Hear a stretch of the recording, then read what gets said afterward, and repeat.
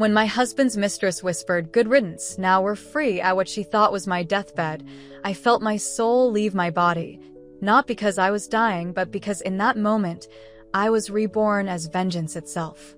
Days later, I was watching my own funeral from the back of the church, veiled and silent, as my children dabbed dry eyes with handkerchiefs they didn't need. That's when I realized life isn't just a soap opera, it's a stage, and I was about to direct the final act. If you're watching this, subscribe now and tell me in the comments if you've ever wanted to attend your own funeral. Trust me, it's quite the experience. The hospital room had smelled of antiseptic and lilies, always lilies, as if they were preparing me for death before I'd even stopped breathing. The doctors had given me weeks at most. Stage 4 cancer, they said, metastasized beyond treatment. My body was betraying me slowly, cell by cell, but I never expected my family would betray me faster. "Mrs. Eleanor Montgomery, your vitals are stabilizing nicely today," Nurse Amelia said that Tuesday morning, checking my foredrip with gentle hands. She was the only one who spoke to me like I was still living, not just dying. "Your daughter called. Said she'll try to visit this weekend." Try. Such a convenient word. Jessica had been trying to visit for 3 months now. My son Michael hadn't even bothered with the pretense anymore. "Thank you, Amelia," I whispered, my voice paper-thin. "And my husband?" Her smile faltered. "Mr. Montgomery called. He's tied up with some business matters." Business matters. Another convenient phrase. The business matter was 5'9" with bottle blonde hair and wore my husband's grandmother's diamond pendant between her surgically enhanced breasts. Vanessa Winters, his executive assistant of 2 years and mistress of 14 months. Not that Richard knew I knew. I closed my eyes and let exhaustion wash over me. 63 years of life, 41 years of marriage, 2 children raised, a charity foundation built from nothing, and this was my reward. A hospital room where the only footsteps I heard belonged to paid medical staff. "Mrs. Montgomery, you have a visitor," Amelia announced later that afternoon, surprise evident in her voice. I opened my eyes, hope flickering briefly. Jessica? Michael? Even Richard? But the silhouette that appeared in my doorway belonged to none of them. Vanessa Winters sauntered in, dressed in a cream-colored suit that cost more than most people's monthly rent. Her lips painted the color of fresh blood. "Eleanor," she said, my name sounding foreign on her tongue. "How persistent you are." I said nothing, conserving my strength, watching her through half-lidded eyes. "Richard couldn't make it.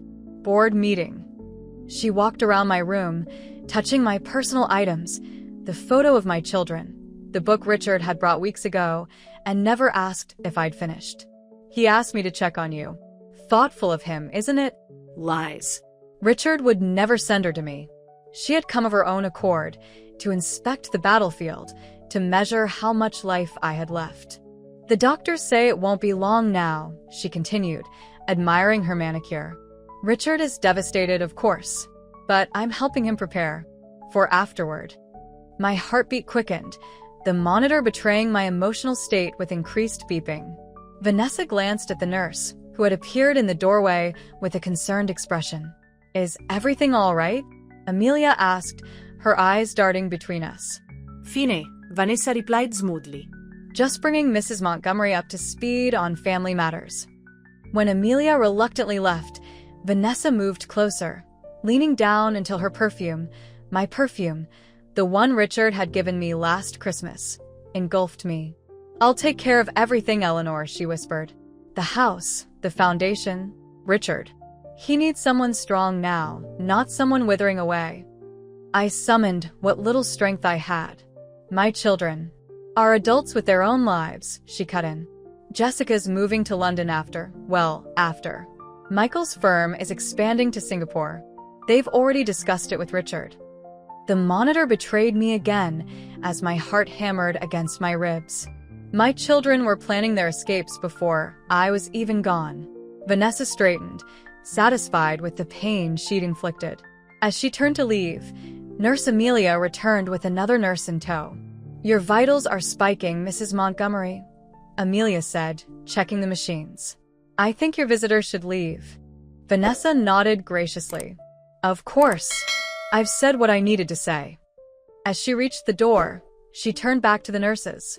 When it happens, when she's gone, call this number immediately. She handed Amelia a business card.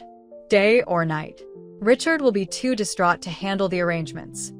The younger nurse took the card, looking uncomfortable. Vanessa cast one last glance at me, and I saw it then.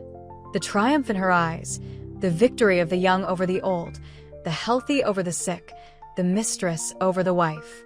Good riddance, she whispered, thinking I couldn't hear as she turned to the nurse. Now we're free. But I heard, and something inside me, something that had been fading, surrendering, accepting my fate, suddenly burned white-hot. After Vanessa left, I lay in silence as the nurses adjusted my medication. The pain in my body was nothing compared to the agony of betrayal. My husband, my children, they had already buried me in their minds, had already divided the spoils of my life. That night, as I drifted between consciousness and the heavy pull of morphine, a new voice entered my room. Eleanor, can you hear me? I forced my eyes open to see Dr. Melissa Chun, my oncologist of 3 years, standing at my bedside. But she wasn't alone. Behind her stood an older man I didn't recognize, his silver hair and penetrating gaze fixed on me with unusual intensity. This is Dr. Raymond Walsh, Dr. Chun said quietly. He's a specialist from Mayo Clinic. I've consulted with him about your case. Dr. Walsh stepped forward. Mrs. Montgomery, I've reviewed your files. There's been a significant error in your diagnosis and treatment protocol. My foggy mind struggled to comprehend his words. What error? I managed. The cancer hasn't metastasized as extensively as previously believed, he explained. The latest scans were misinterpreted. With aggressive treatment, a different approach than what you've been receiving, there is a substantial chance of remission. Hope. Such a dangerous thing for the dying. Why are you telling me this now? I whispered. Dr. Chun and Dr. Walsh exchanged glances. Because I only received your complete file yesterday, Dr. Walsh said carefully. And there are inconsistencies that troubled me enough to fly here immediately. What my colleague is trying to say, Dr. Chun added, her voice tight with controlled anger, is that someone altered your test results in our system. You were being treated for a cancer far more advanced than what you actually have. The room seemed to tilt on its axis. Who would do that? Dr. Chun shook her head. We've launched an investigation. But right now, what matters is getting you the correct treatment. As they explained the new protocol, a plan began forming in my mind, hazy at first, then crystallizing with each passing moment. Someone wanted me dead. Someone had gone to extraordinary lengths to ensure it. And I had a very good idea who that someone was. 2 days later, after the new treatment had already begun to ease my symptoms, I called for my oldest friend and attorney, Marcus Daniels. At 70, Marcus had seen enough of life's ugliness to never be shocked, yet what I told him that afternoon left him speechless. Are you absolutely certain, Ellie? He asked finally, using the nickname from our college days. Test results don't falsify themselves, Marcus. I replied, my voice stronger than it had been in months. Someone wants me in the ground. This is criminal. We should go to the police. I shook my head. Not yet. I need something first. What? Proof. And justice. But not the kind that comes from a courtroom. I explained my plan to him. By the end, his bushy eyebrows had nearly disappeared into his hairline. It's insane, Ellie. Legally problematic at best, potentially criminal at worst. I'm not asking you as my lawyer, Marcus. I'm asking you as the friend who held my hand at my parents' funeral, who stood by me when I built the foundation from nothing, who knows what my family means to me. He was silent for a long moment. And your actual death certificate? Dr. Chun will help. She's as angry as I am about the falsified records. The funeral home? Your cousin Stanley still owns Montgomery Memorial? Marcus nodded slowly. Then we have our conspirators. 3 days later, Eleanor Montgomery was officially pronounced dead. Cardiac arrest, the death certificate stated. A complication of late-stage cancer. Dr. Chen signed it, her face grim but determined.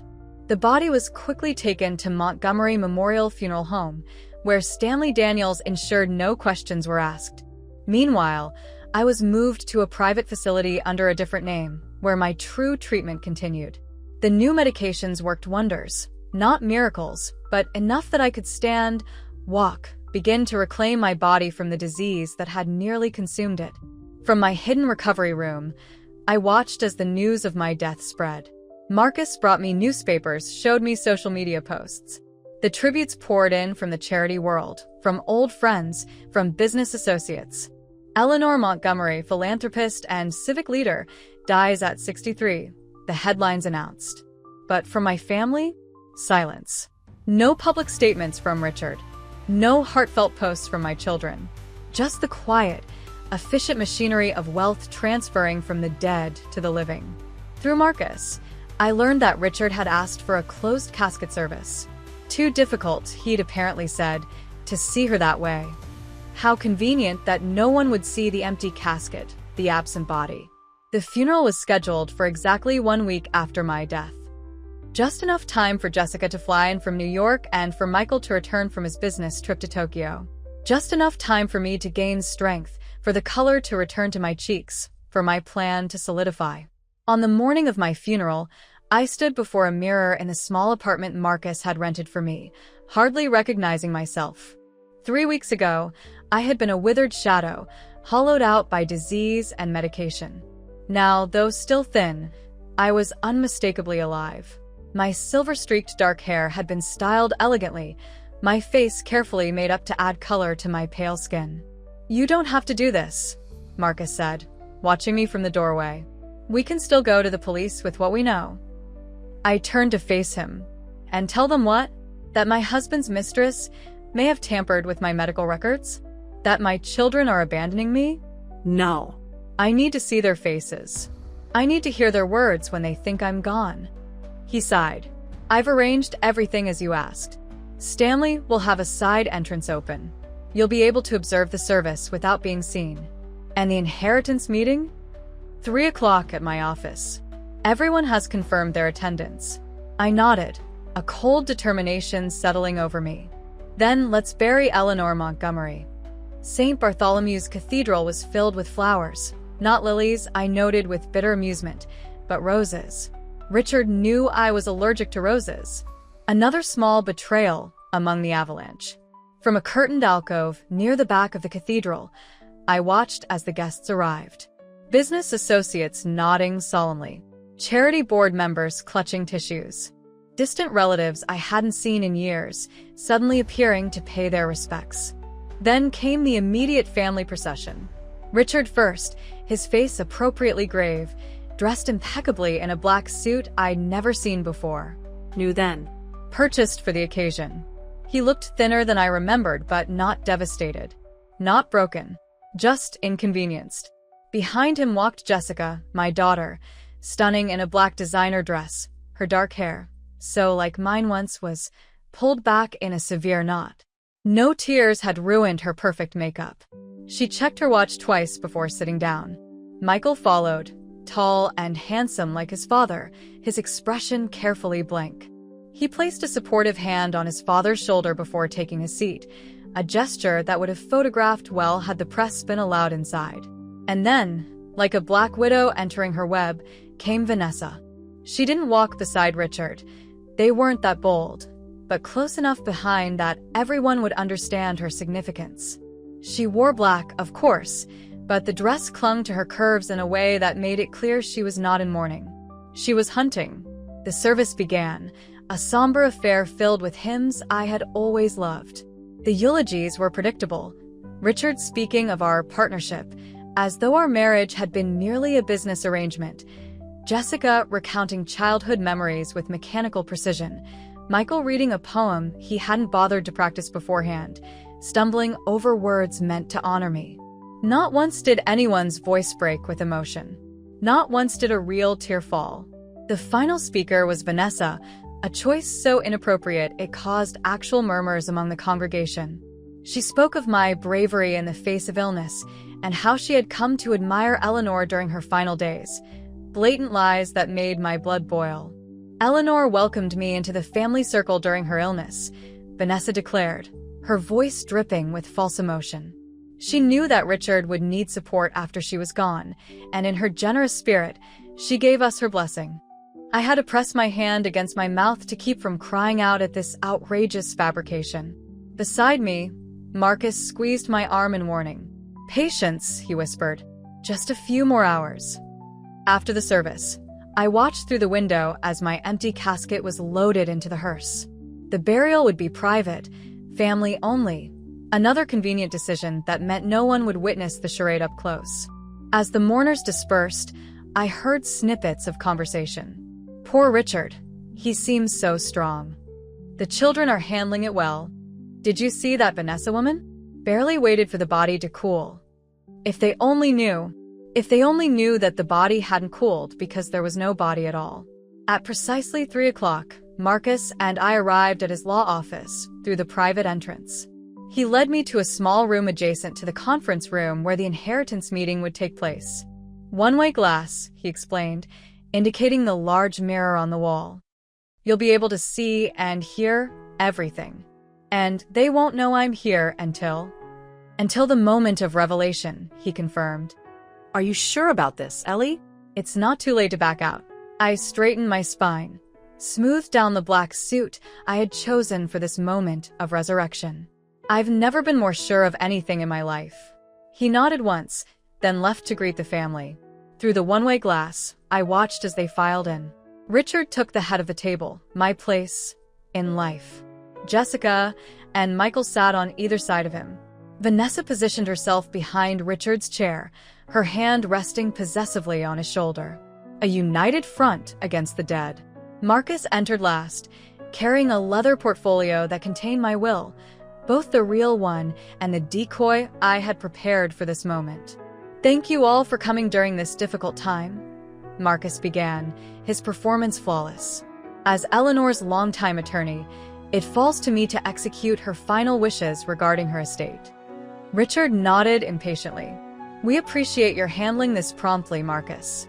The sooner we can put these matters to rest, the sooner we can all begin to heal. Heal.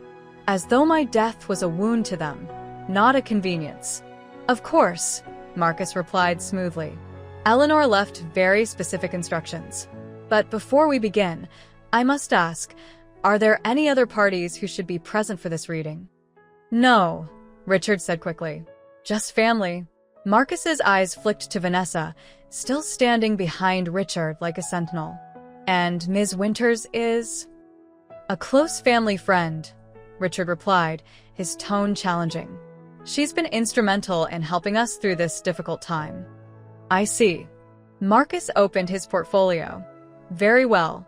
As you know, Eleanor was a woman of substantial personal wealth, both inherited and self-made. The Montgomery Foundation, of course, remains a separate entity with its own board of directors." Yes, Richard interrupted. "We're all familiar with the foundation structure." Marcus continued as though he hadn't spoken. Eleanor's personal assets, however, including the family home, her investment portfolio, and various properties, are disposed of according to her will, which was updated 6 months ago. 6 months ago, when I had first become suspicious of Richard's affair, when I had first noticed my children's increasing absence from my life. "In the matter of her personal effects and jewelry," Marcus read from the document, "these are to be divided equally between her children, Jessica and Michael Montgomery." My children nodded, unsurprised. My grandmother's diamonds, my mother's pearls, trinkets to them, but symbols of generations of Montgomery women. The vacation properties in Martha's Vineyard and Aspen are to be transferred to Jessica and Michael, respectively. Again, nods of entitlement. Properties they had used but never maintained, enjoyed but never appreciated. Her charitable remainder trust, valued at approximately $12 million, will continue to support the organizations outlined in Schedule A, with eventual distribution to the Montgomery Foundation in 20 years' time. Richard shifted in his seat. This was the appetizer. He was waiting for the main course. "And finally," Marcus said, his voice taking on a more formal tone, In the matter of Eleanor's primary investment portfolio, cash assets, and the family home on Bellamy Lane, the room grew still. Even Vanessa leaned forward slightly. These assets, totaling approximately $65 million, are to be distributed as follows. Marcus paused, making a show of turning to the next page. Yes, Richard prompted, unable to contain himself. All assets, accounts, and properties are left solely to Eleanor's lawful husband, Richard Montgomery.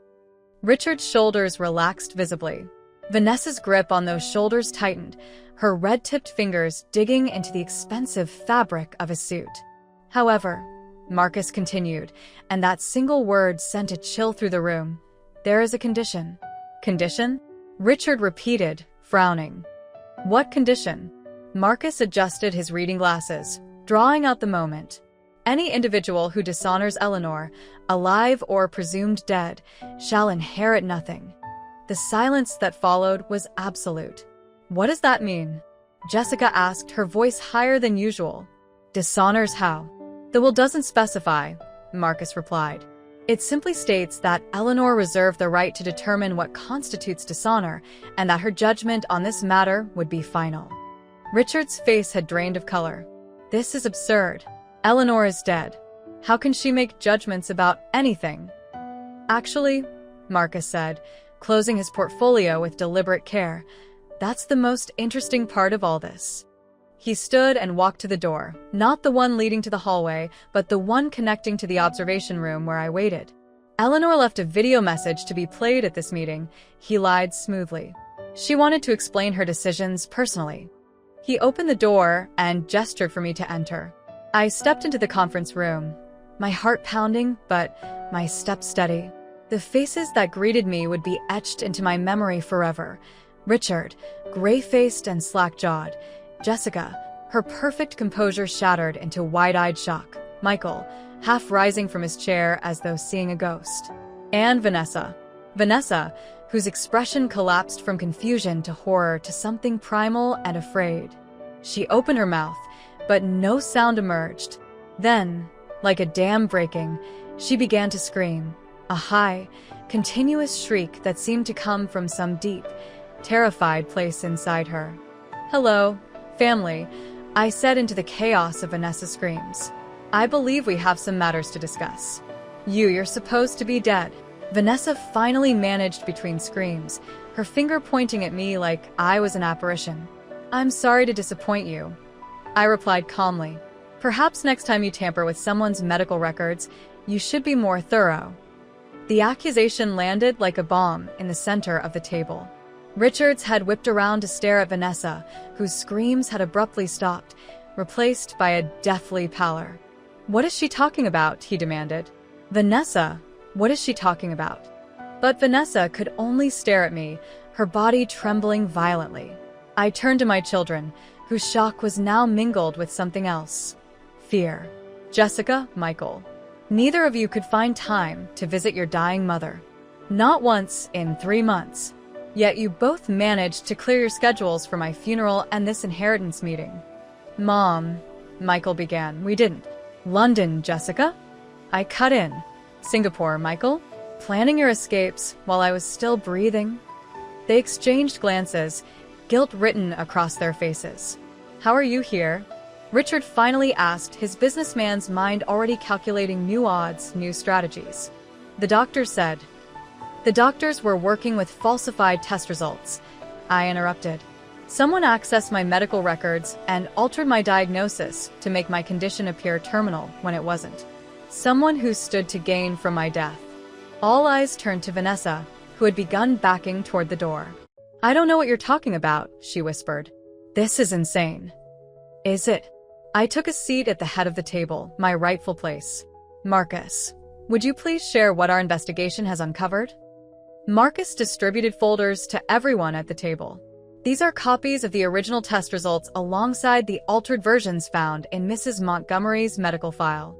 The digital trail leads back to a login registered to Clearwater Consulting. My company, Richard breathed, looking up from the papers. Someone used my company's credentials. Specifically, Marcus continued, a login assigned to the executive assistant's office. The room fell silent again as all eyes returned to Vanessa, who had now reached the door but found it locked from the outside. Another detail in our carefully choreographed revelation. "I didn't," she began, but Richard cut her off. "You tried to kill my wife?" His voice was deadly quiet. No. The doctors already said she was terminal. I only made sure they wouldn't try extraordinary measures. For her sake, to spare her suffering." "How considerate," I remarked dryly. "And I suppose it was also for my sake that you told Nurse Amelia good riddance. Now we're free at what you thought was my deathbed?" Richard's face contorted with disgust. "You said what?" Vanessa's composure crumbled completely. "She's lying. She was practically comatose. She couldn't have heard anything." "But Nurse Amelia heard," Marcus interjected. "And she's provided a sworn statement to that effect." "This is a setup," Vanessa hissed, turning to Richard with pleading eyes. "Richard, you know me. You know I wouldn't." "I don't know anything anymore," Richard said, standing abruptly. "Except that I want you out of my sight." For the first time, I felt a flicker of sympathy for my husband. He had been weak, selfish, and disloyal, but he had known the depths of Vanessa's depravity. "I'm afraid Ms. Winters won't be going anywhere just yet," Marcus said. "The police are waiting to interview her regarding the medical records tampering." On cue, the door unlocked, and 2 detectives entered the room. "Vanessa Winters?" the female detective asked, though it was obvious who they had come for. "We'd like to ask you some questions about unauthorized access to medical records at Mercy Hospital." "This is ridiculous," Vanessa sputtered, looking wildly around the room for an ally and finding none. "You can't prove anything." "Actually," the male detective replied, "cybercrime leaves quite a trail. We have a warrant for your devices and home." As they led Vanessa away, her final desperate glance at Richard met only a stone wall of rejection. The door closed behind them, leaving our fractured family alone with the truth that hung in the air like poison gas. "Mom," Jessica finally said, her voice small. "We didn't know about any of this." "No," I agreed coldly. "You were too busy planning your new lives to notice that someone was trying to end mine." "That's not fair," Michael protested weakly. "Isn't it? Tell me, when was the last time either of you visited me in the hospital? Called to check on me? Asked the doctors about my condition?" Their silence was damning. "While you were absent, someone nearly killed me. While you were planning how to spend your inheritance, I was fighting for my life. Alone." Tears finally filled Jessica's eyes. "I'm sorry," she whispered. "Sorry isn't enough," I replied, my voice steady despite the storm of emotions inside me. "Not anymore." Richard, who had remained silent during this exchange, finally spoke. "What happens now, Eleanor?" I turned to my husband of 41 years, the man who had shared my bed, my name, my life. Now we all learn the consequences of betrayal." Marcus cleared his throat. "As Mrs. Montgomery is very much alive, the will is, of course, not in effect. However, the evidence of attempted murder, medical fraud, and conspiracy presents legal complications that will need to be addressed." In plain English, I added, "Everything is still mine, and I intend to make some changes." "Eleanor," Richard began, but I held up my hand. "I have survived cancer, betrayal, and an attempt on my life," I said quietly. "Do not mistake my survival for forgiveness." The strength in my voice surprised even me. 3 weeks ago, I had been ready to surrender to death. Now, I was reclaiming my life and everything that came with it. "You should all go home and consider your positions," I continued, "because tomorrow I will be making decisions about the future of this family and the Montgomery fortune. And unlike all of you, I don't make decisions based on greed or convenience." One by one, they filed out, Richard last, pausing at the door to look back at me with an expression I couldn't quite decipher. Regret? Calculation? Perhaps both. When they were gone, Marcus squeezed my shoulder. "You did it, Ellie." "No," I corrected him, staring at the doorway through which my family had disappeared. "I've only just begun." That night, I returned to the Montgomery mansion, my home, for the first time since I'd been hospitalized. The house was eerily quiet, the staff having been given time off for the funeral. In the foyer, floral arrangements from the service had been delivered, their sympathy cards still attached. "Deepest condolences on your loss," I read aloud, a bitter laugh escaping my lips. I moved through the house like a ghost, touching familiar objects, reacquainting myself with a life I had nearly lost. In Richard's study, evidence of Vanessa was everywhere. A woman's cardigan draped over his chair, a different brand of scotch on the bar cart, lipstick on a water glass. She had been making herself at home while I was dying, or thought to be dying. In my bedroom, I found Richard packing a suitcase. "Going somewhere?" I asked from the doorway. He started, nearly dropping the shirts in his hands. "I thought it would be best if I stayed at the club for a few days. Give you space." How considerate. He set the clothes down carefully. "Eleanor, I want you to know that I had nothing to do with what Vanessa did." "Nothing." "But you had everything to do with bringing her into our lives," I replied. "Into our home." He had the decency to look ashamed. "The affair was a mistake. I never intended. To get caught? To have your mistress try to kill your wife? To destroy our family? Any of it," he finished quietly. I studied him, this man I had loved for most of my life. He looked old, suddenly diminished. "Did you love her?" I asked, the question burning in my throat. Richard hesitated, then shook his head. "No." "She was convenient." "Young." "Admiring." "Everything I was not, while I was fighting cancer." He flinched. "That's not fair. Life rarely is. Just ask the woman who was declared dead this morning." We stood in silence, decades of shared history stretching between us like a chasm. "What happens now?" he finally asked for the second time that day. I walked to the window, looking out at the garden I had cultivated for 40 years. "Now I decide what's worth saving, and what needs to be cut away." He nodded slowly, understanding the metaphor all too well. "Finish packing," I said, turning back to him.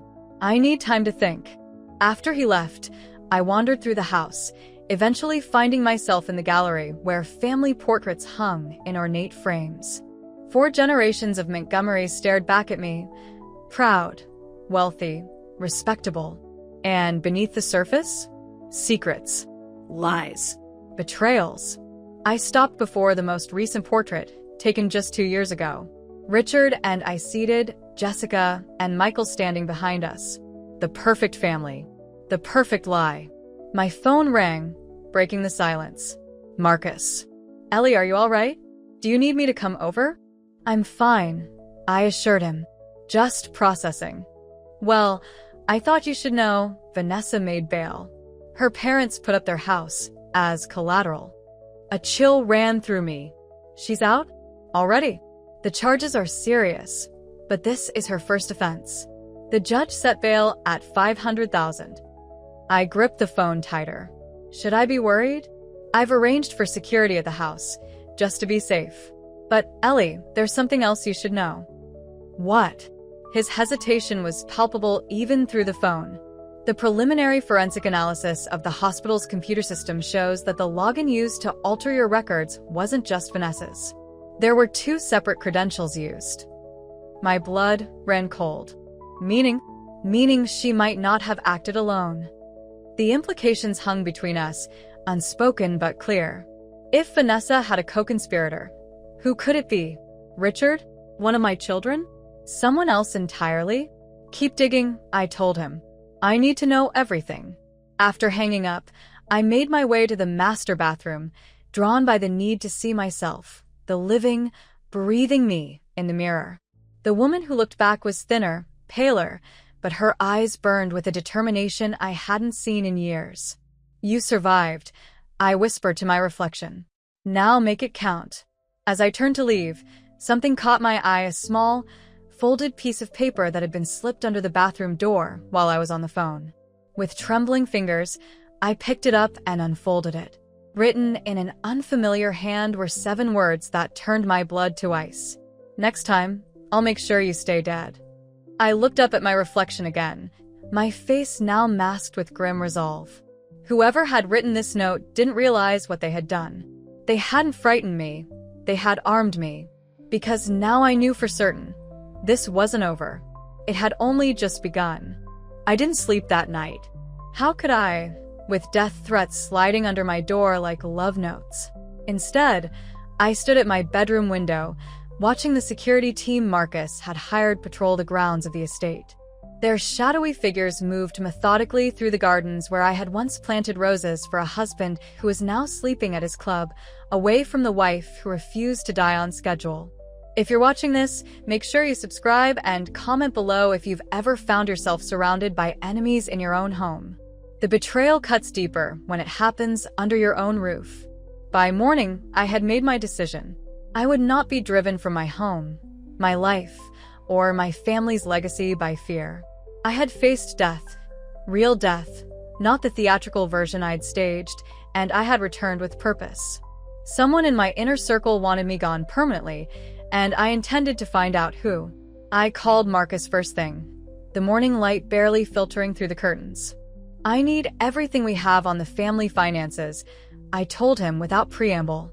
Richard's accounts, the children's trusts, the foundation records, everything. That's a massive undertaking, Ellie, he replied, concern evident in his voice. And some of those records may require subpoenas if Richard doesn't cooperate. Then get the subpoenas. Someone tried to kill me, Marcus.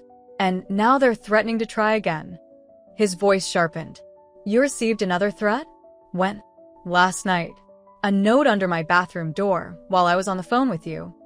That's impossible. The security team would have seen anyone approaching the house. A chill ran through me, unless they were already inside. The silence on the other end confirmed my suspicion. The threat had come from within my household. I'm coming over, Marcus said finally. Don't confront anyone until I get there. After hanging up, I dressed carefully in a tailored black suit, armor for the battle ahead. My body, still recovering from months of illness and improper treatment, protested at the simple act of buttoning a blouse, but I pushed through the weakness. I wouldn't face my enemies in a bathrobe. As I descended the grand staircase, the house was unnaturally quiet.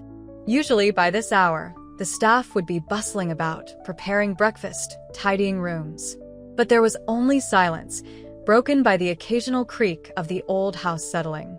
In the kitchen, I found Mrs. Henderson, our housekeeper of 20 years, sitting alone at the staff table, her face pale and drawn. Mrs. Montgomery, she exclaimed, jumping to her feet when she saw me. They said we all thought that I was dead. I finished for her. Yes, there seems to have been some confusion on that point. Tears filled her eyes. When Mr. Montgomery called to tell us, I couldn't believe it. We were all given 2 weeks paid leave for the mourning period. How thoughtful of my husband, I said dryly. And yet you're here. She twisted her hands in her apron. I came to collect some personal items I keep in my quarters. I never expected. It's like seeing a ghost, ma'am.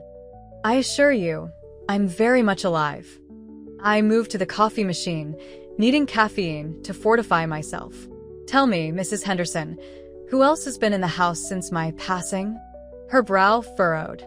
Mr. Montgomery, of course. The children visited once, the day after the news. And that woman. She stopped abruptly, flushing. Ms. Winters, I supplied. My husband's mistress. It's all right, Mrs. Henderson. There's no need for pretense anymore. She nodded, relieved.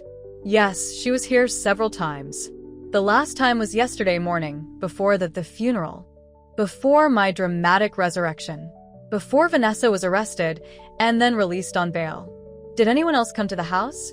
Anyone unusual? Mrs. Henderson thought for a moment. Just the regular staff, though most left after Mr. Montgomery gave everyone leave. Oh, and Ms. Jessica's friend, that publicist woman.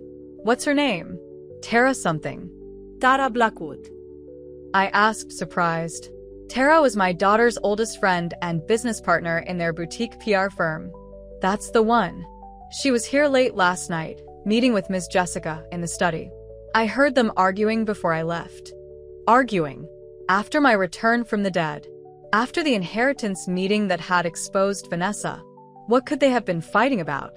Thank you, Mrs. Henderson, I said, my mind racing. Would you do me a favor?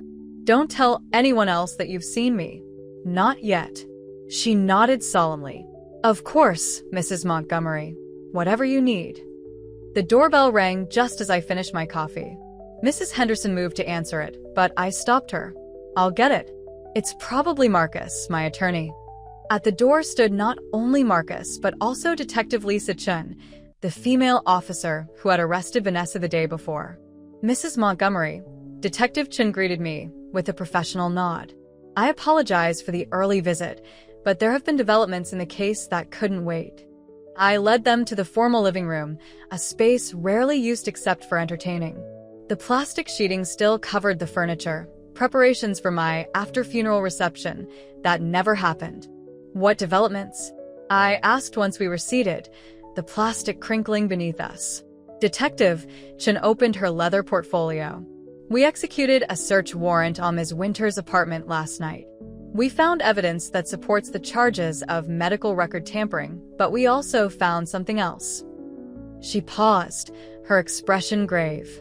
Financial records indicating that Ms. Winters received a payment of $1 million the day after you were admitted to the hospital. My breath caught. From whom? That's where it gets complicated. The funds were routed through a series of shell companies. We're still tracing the origin, but it appears professionally done, the kind of financial engineering that requires expertise. Like the expertise of an investment banker, Marcus suggested, glancing at me meaningfully.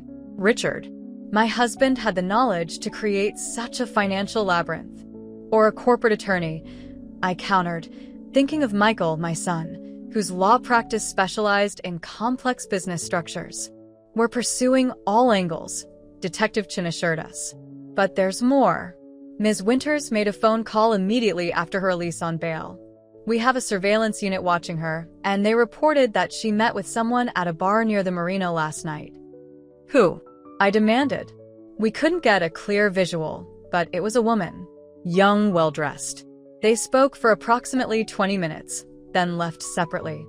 A young, well-dressed woman. Jessica? Tara? Someone else entirely? Detective, I said slowly. I received a death threat last night. A note slipped under my bathroom door while I was on the phone. She straightened, instantly alert. Do you still have it? I produced the folded paper from my pocket. No one should have been able to enter the house without the security team seeing them. Detective Chun carefully placed the note in an evidence bag, which means it came from someone already inside. Who was in the house last night? Mrs. Montgomery? According to my housekeeper, my daughter Jessica and her friend Tara Blackwood were here, having some sort of argument in the study. Marcus frowned. Tara Blackwood? Isn't she the one who handled the press when the Montgomery Foundation had that embezzlement scandal 3 years ago? I nodded. She and Jessica have been friends since college. They started their PR firm together about 5 years ago. A PR firm that specialized in crisis management for the wealthy, Marcus added, including damage control for medical malpractice cases, if I recall correctly. The implications hung in the air between us. Jessica's PR firm had connections to the medical community, connections that could potentially be exploited to gain access to hospital records. I'd like to speak with your daughter, Detective Chun said, making a note in her portfolio. And Ms. Blackwood. Jessica was supposed to be flying to London today, I told her. At least, that was the plan before. I gestured vaguely at myself, the living evidence of plans gone awry. Detective Chun stood. I'll have officers check the airports. In the meantime, Mrs. Montgomery, I strongly recommend you don't stay here alone. She won't be, Marcus assured her. I've arranged for round-the-clock security, and I'll be staying in the guest house. After Detective Chun left, Marcus turned to me, his expression troubled. Ellie, this is getting more complicated by the hour. If Jessica is involved somehow. My own daughter, I murmured, the pain of that possibility like a physical wound. Why would she want me dead? Money is the obvious motive, he said gently. The Montgomery fortune is substantial. With you gone, and if something were to happen to Richard, she and Michael would inherit everything. I finished the thought, my blood running cold. But trying to kill me? That's not just greed, Marcus. That's monstrous. We don't know that she's involved, he reminded me. Let's not jump to conclusions until we have more evidence. But the seed of suspicion had been planted, and it was growing roots by the minute. I spent the morning on the phone with my private investigator, James Donovan, a former FBI agent who had worked with the Montgomery Foundation on security matters for years. I gave him the names of everyone in my inner circle, Richard, Jessica, Michael, Vanessa, Tara, and authorized him to dig as deeply as necessary into their finances, communications, and recent movements. I need to know who's trying to kill me, James, I told him. And I need to know before they succeed. I'll start right away, he promised. But Eleanor, if someone in your family is behind this, are you prepared for what that means? Was I? Could I face the reality that my own flesh and blood might have conspired to end my life? I've already faced death once, I replied. I can face the truth, no matter how ugly it is. By early afternoon, the house had come alive again as security personnel established a perimeter and swept the property for surveillance devices or other threats. I remained in Richard's study, now my study, reviewing the financial documents Marcus had managed to obtain so far. The intercom buzzed, and the head of security announced, "Mrs. Montgomery, your son Michael is at the gate, requesting entry." My heart quickened. Michael, my firstborn, the child who had inherited his father's head for business and my eye for detail, the son who hadn't visited me once during my hospitalization. Let him in, I decided. And stay close. Minutes later, Michael stood in the doorway of the study, his tall frame silhouetted against the light from the hallway. He looked haggard, his usually immaculate appearance rumpled, as though he'd slept in his clothes. "Mother," he said, his voice hoarse. "You're really here. Really alive." "Disappointed?" I asked coolly. He flinched. "I deserve that. I deserve worse." "Yes," I agreed. "You do." Come in, Michael. Close the door. He obeyed, moving to stand before the desk, my desk now like a schoolboy called to the principal's office. I noticed his hands trembling slightly as he adjusted his tie. "Would you like a drink?" I offered, gesturing to the crystal decanter of scotch that Richard had kept, on the sideboard. God, yes.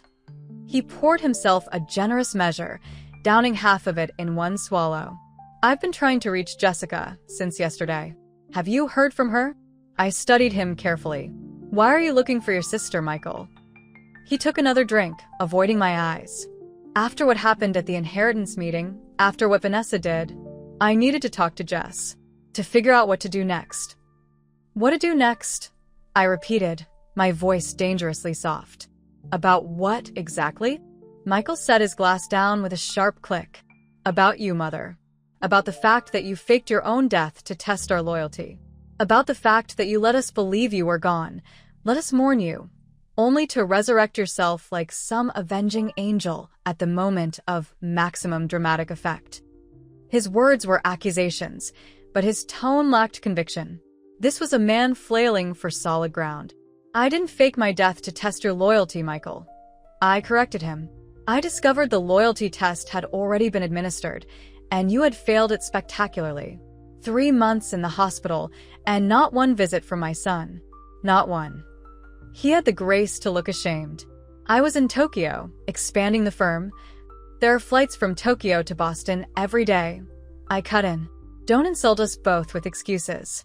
He sank into the chair opposite me, suddenly looking every bit his 36 years and more. "What do you want from me, Mother? An apology? Groveling? Public self-flagellation?" "I want the truth," I replied simply. "Someone tried to kill me, Michael. Someone tampered with my medical records to make my condition appear terminal when it wasn't. Someone paid Vanessa $1 million the day after I was hospitalized. And someone slipped a death threat under my bathroom door last night." His face went gray. "A death threat?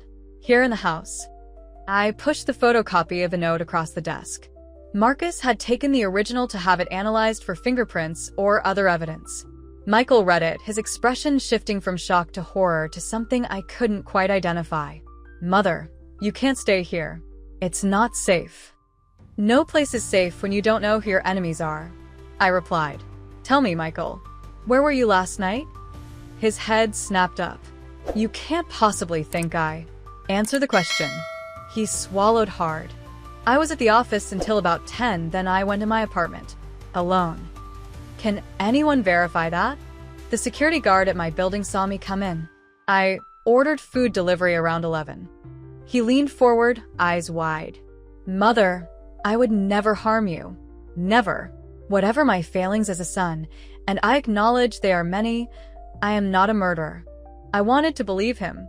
This was my son, my firstborn, the baby I had nursed in my breast, the toddler whose first steps I had witnessed, the young man I had sent to Harvard with pride bursting in my heart. But I had also seen the cold calculation in his eyes at the inheritance meeting, the way he had positioned himself beside his father, already assuming the mantle of the Montgomery patriarch. Where is Jessica? I asked, changing tack. Her friend Tara was here last night, arguing with her in this very room. Michael's expression tightened. Tara? Are you sure? Mrs. Henderson saw her. They were fighting about something. He cursed under his breath. I told Jessica to stay away from Tara. That woman is poison. What do you mean? He hesitated, clearly debating how much to reveal. Tara has been pushing Jessica in directions she shouldn't go. Their PR firm is in trouble, has been for months. They took on some clients they shouldn't have, made promises they couldn't keep. What kind of clients? The kind who don't take failure well. Dangerous people. He ran a hand through his hair, a gesture so like his father that it made my heart ache despite everything. Jessica's been desperate for money. The kind of money that couldn't come from the firm or from her trust fund. The kind of money that could come from an inheritance. From my death. Is Jessica involved in what happened to me? I asked directly, bracing myself for the answer. Michael met my eyes for the first time since he'd entered the room.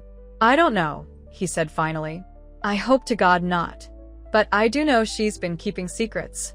Big ones. Before I could press him further, the intercom buzzed again. Mrs. Montgomery. The security chief's voice crackled through the speaker. Detective Chun is at the gate with a warrant to search the premises. Michael's face paled further. What are they looking for? Evidence, I replied, rising from my chair. And answers. Tell them to let the detective in. Detective Chun arrived with a team of 4 officers and a forensic technician. She handed me the warrant, which authorized a search of the entire property for evidence related to the tampering of medical records and the threatening note. We'll try to be as unintrusive as possible, she assured me as her team began their methodical work. But we need to be thorough. I understand, I said, watching as the forensic tech dusted the bathroom door and surrounding area for fingerprints. Has there been any sign of my daughter? Not yet. Her apartment is empty, and her assistant at the PR firm claims not to know where she is. Detective Chun studied me with professional detachment.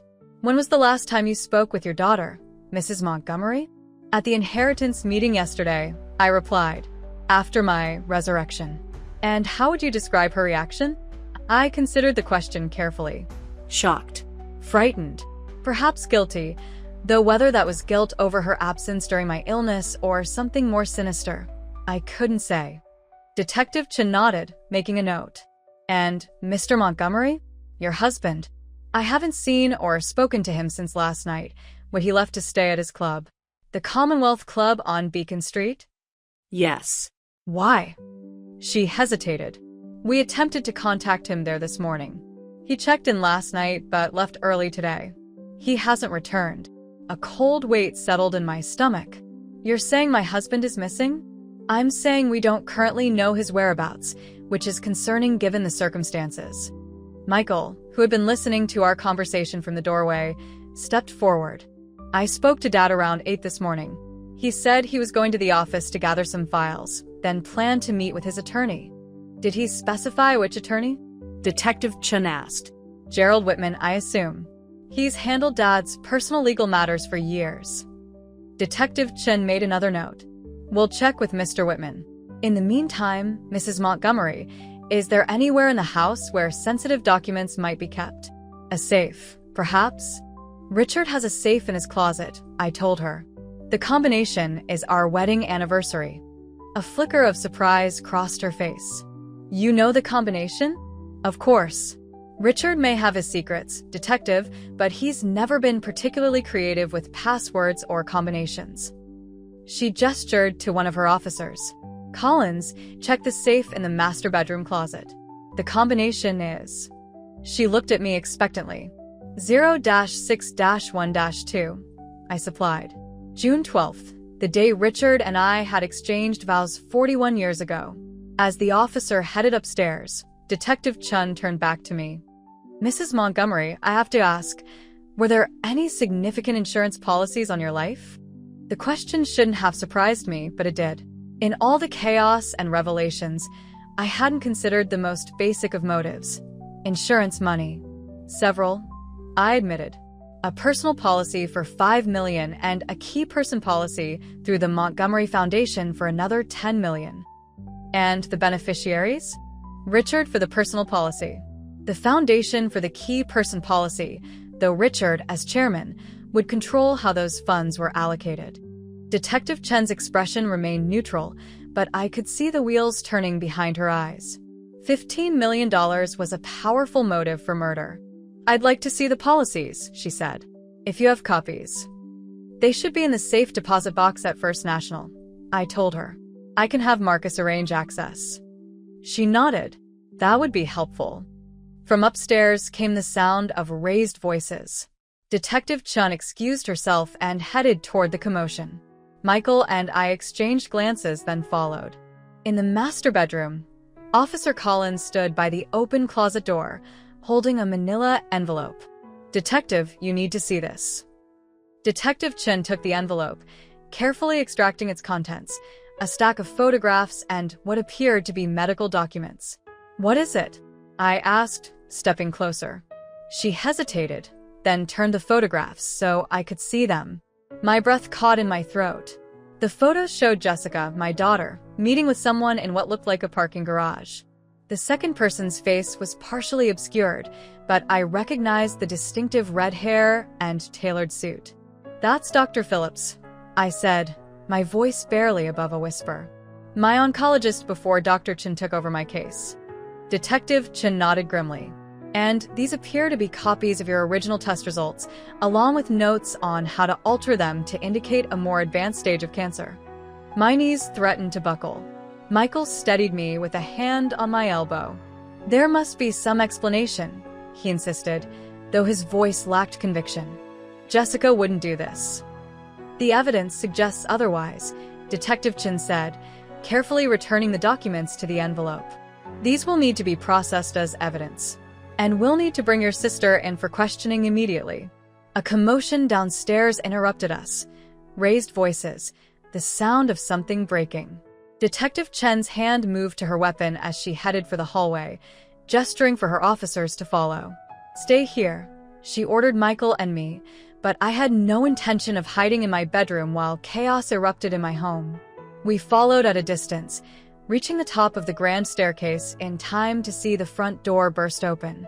Vanessa Winters stood in the doorway, her blonde hair wild, her face contorted with rage.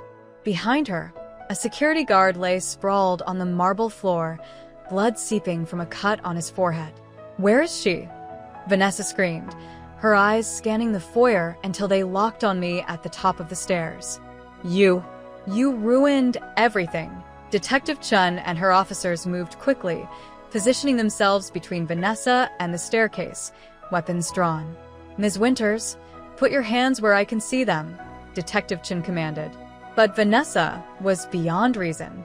She reached into her purse, and my heart stopped, expecting to see a gun emerge. Instead, she pulled out a crumpled piece of paper, waving it like a flag. I have proof it wasn't me. Tell them, Michael.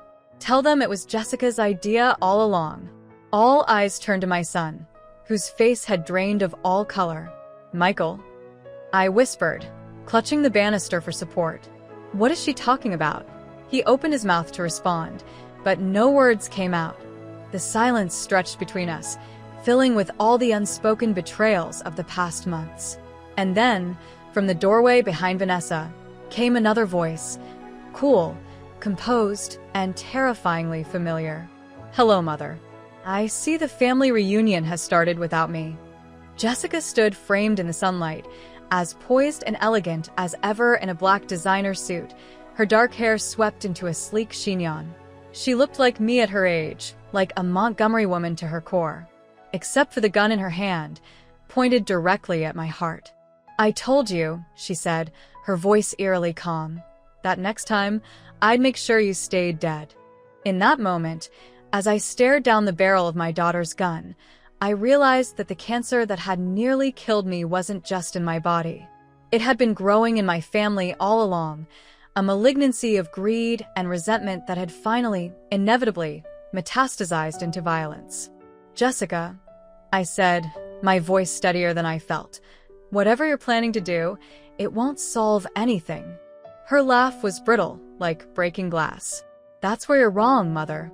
It will solve everything."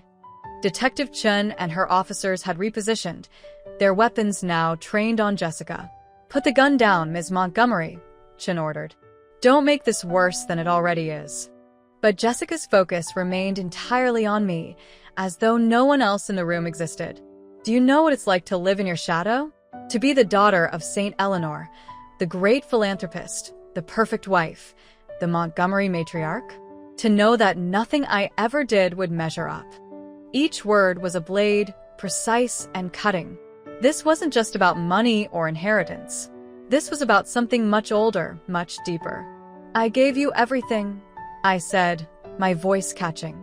"Everything I had." "You gave me everything except what I needed," she countered. "Approval, acceptance, the right to be myself instead of a carbon copy of you." Michael took a step toward his sister. "Jess, put the gun down. This isn't the way." Her gaze flickered to him briefly. "Stay out of this, Michael. You were supposed to keep her at the hospital until it was done. You had one job, and you couldn't even do that right." The betrayal hit me like a physical blow. Not just Jessica, but Michael too. My children had conspired to end my life. "It went too far," Michael protested weakly. "The record tampering, the threats, that wasn't what I agreed to." "What did you agree to, exactly?" asked, my voice hollow. He couldn't meet my eyes. "Just to let nature take its course. To not interfere with what the doctors said was inevitable anyway. To let me die alone," I translated, "while you planned your new lives with my money."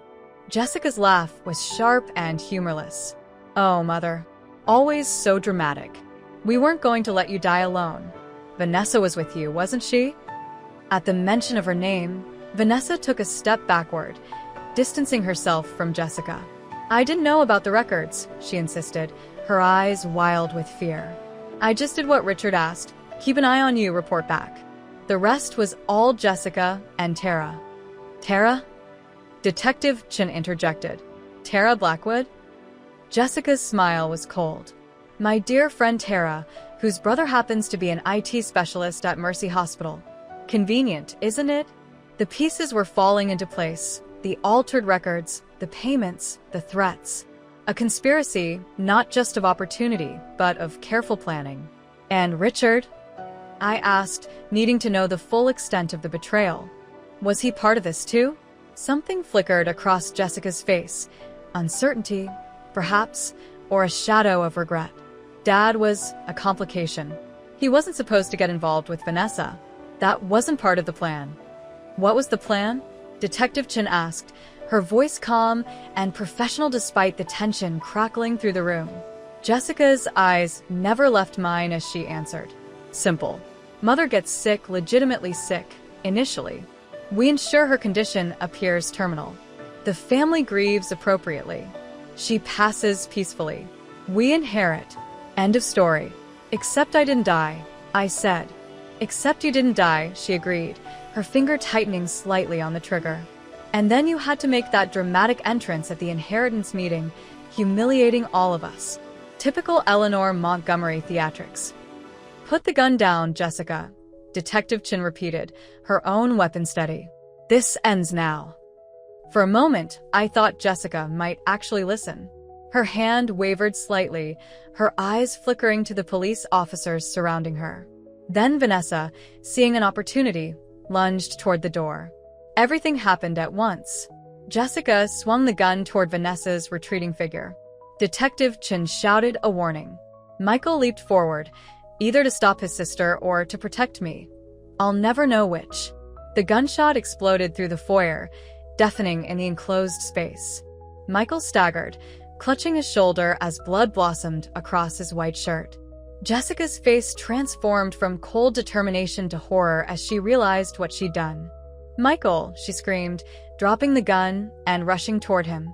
The police were on her in an instant, forcing her to the ground, cuffing her hands behind her back as she thrashed and screamed her brother's name. I raced down the stairs, heedless of the officers trying to hold me back, falling to my knees beside my son.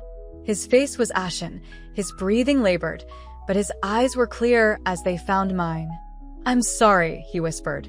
"God, Mom, I'm so sorry." I pressed my hand over his wound, trying to stem the bleeding. "Stay with me, Michael. Stay with me."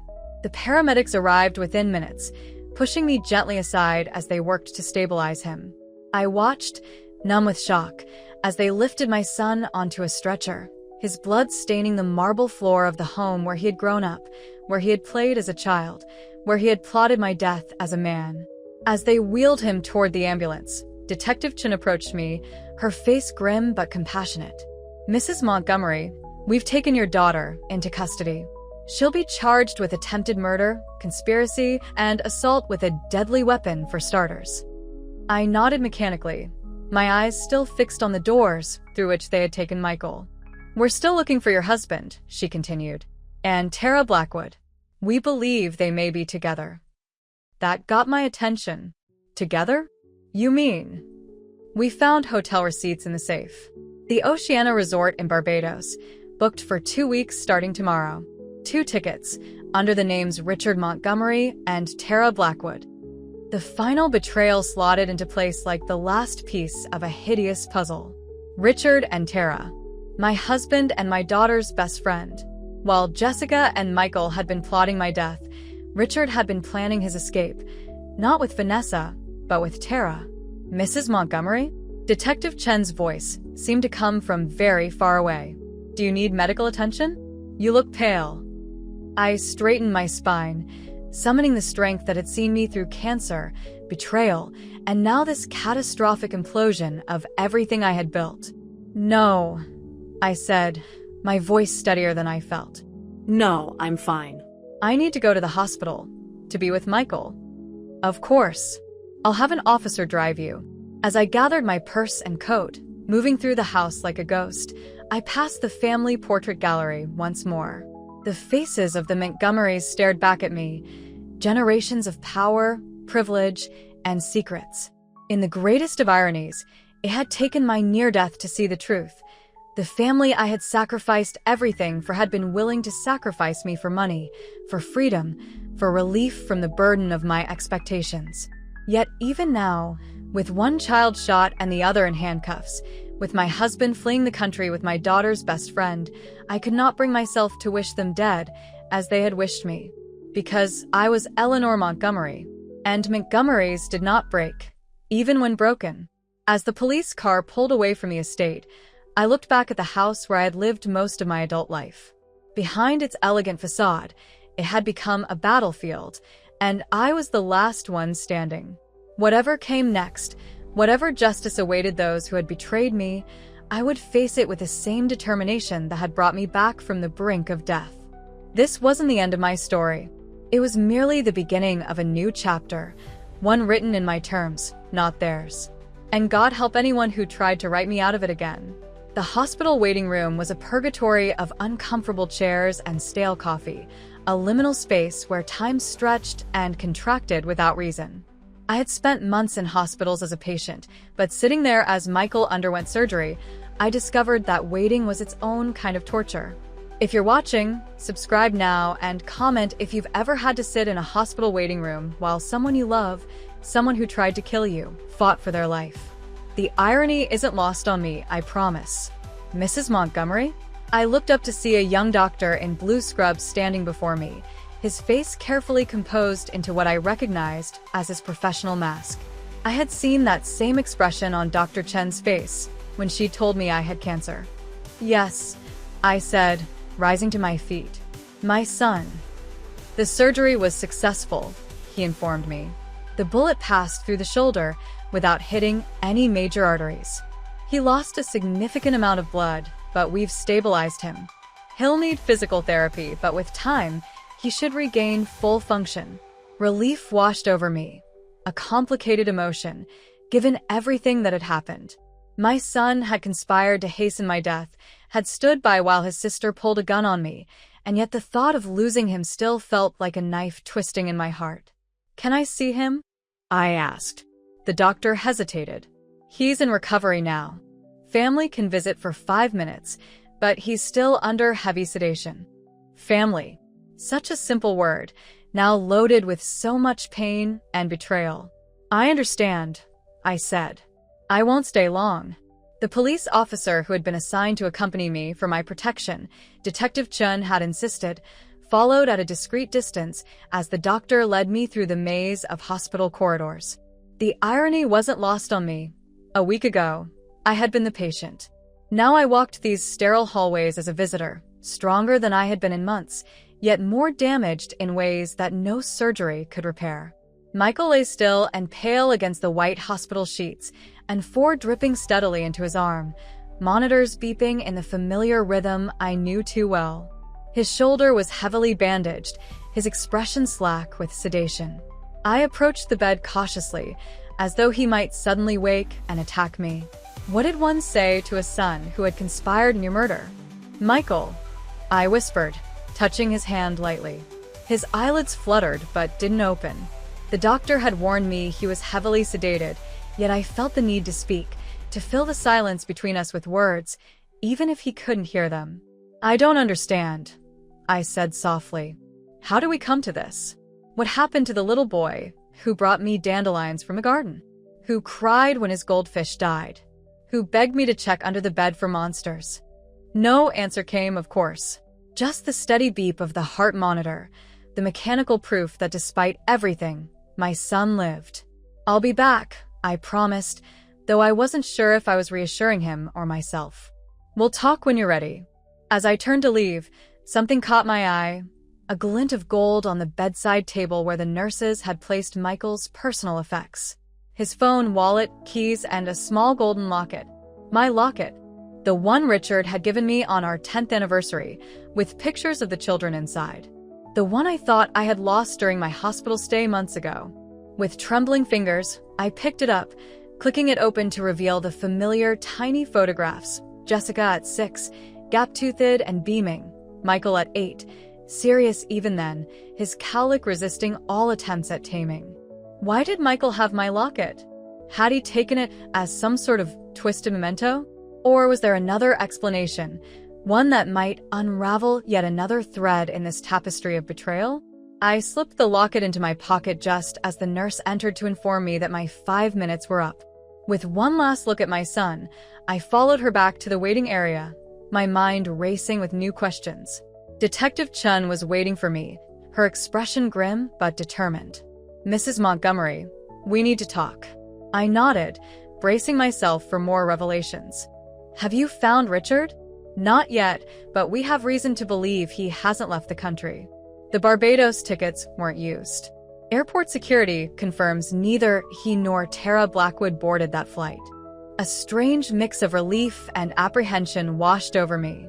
If Richard hadn't fled, where was he? And more importantly, what was he planning? "We've also arrested Tara Blackwood's brother, Daniel," Detective Chin continued.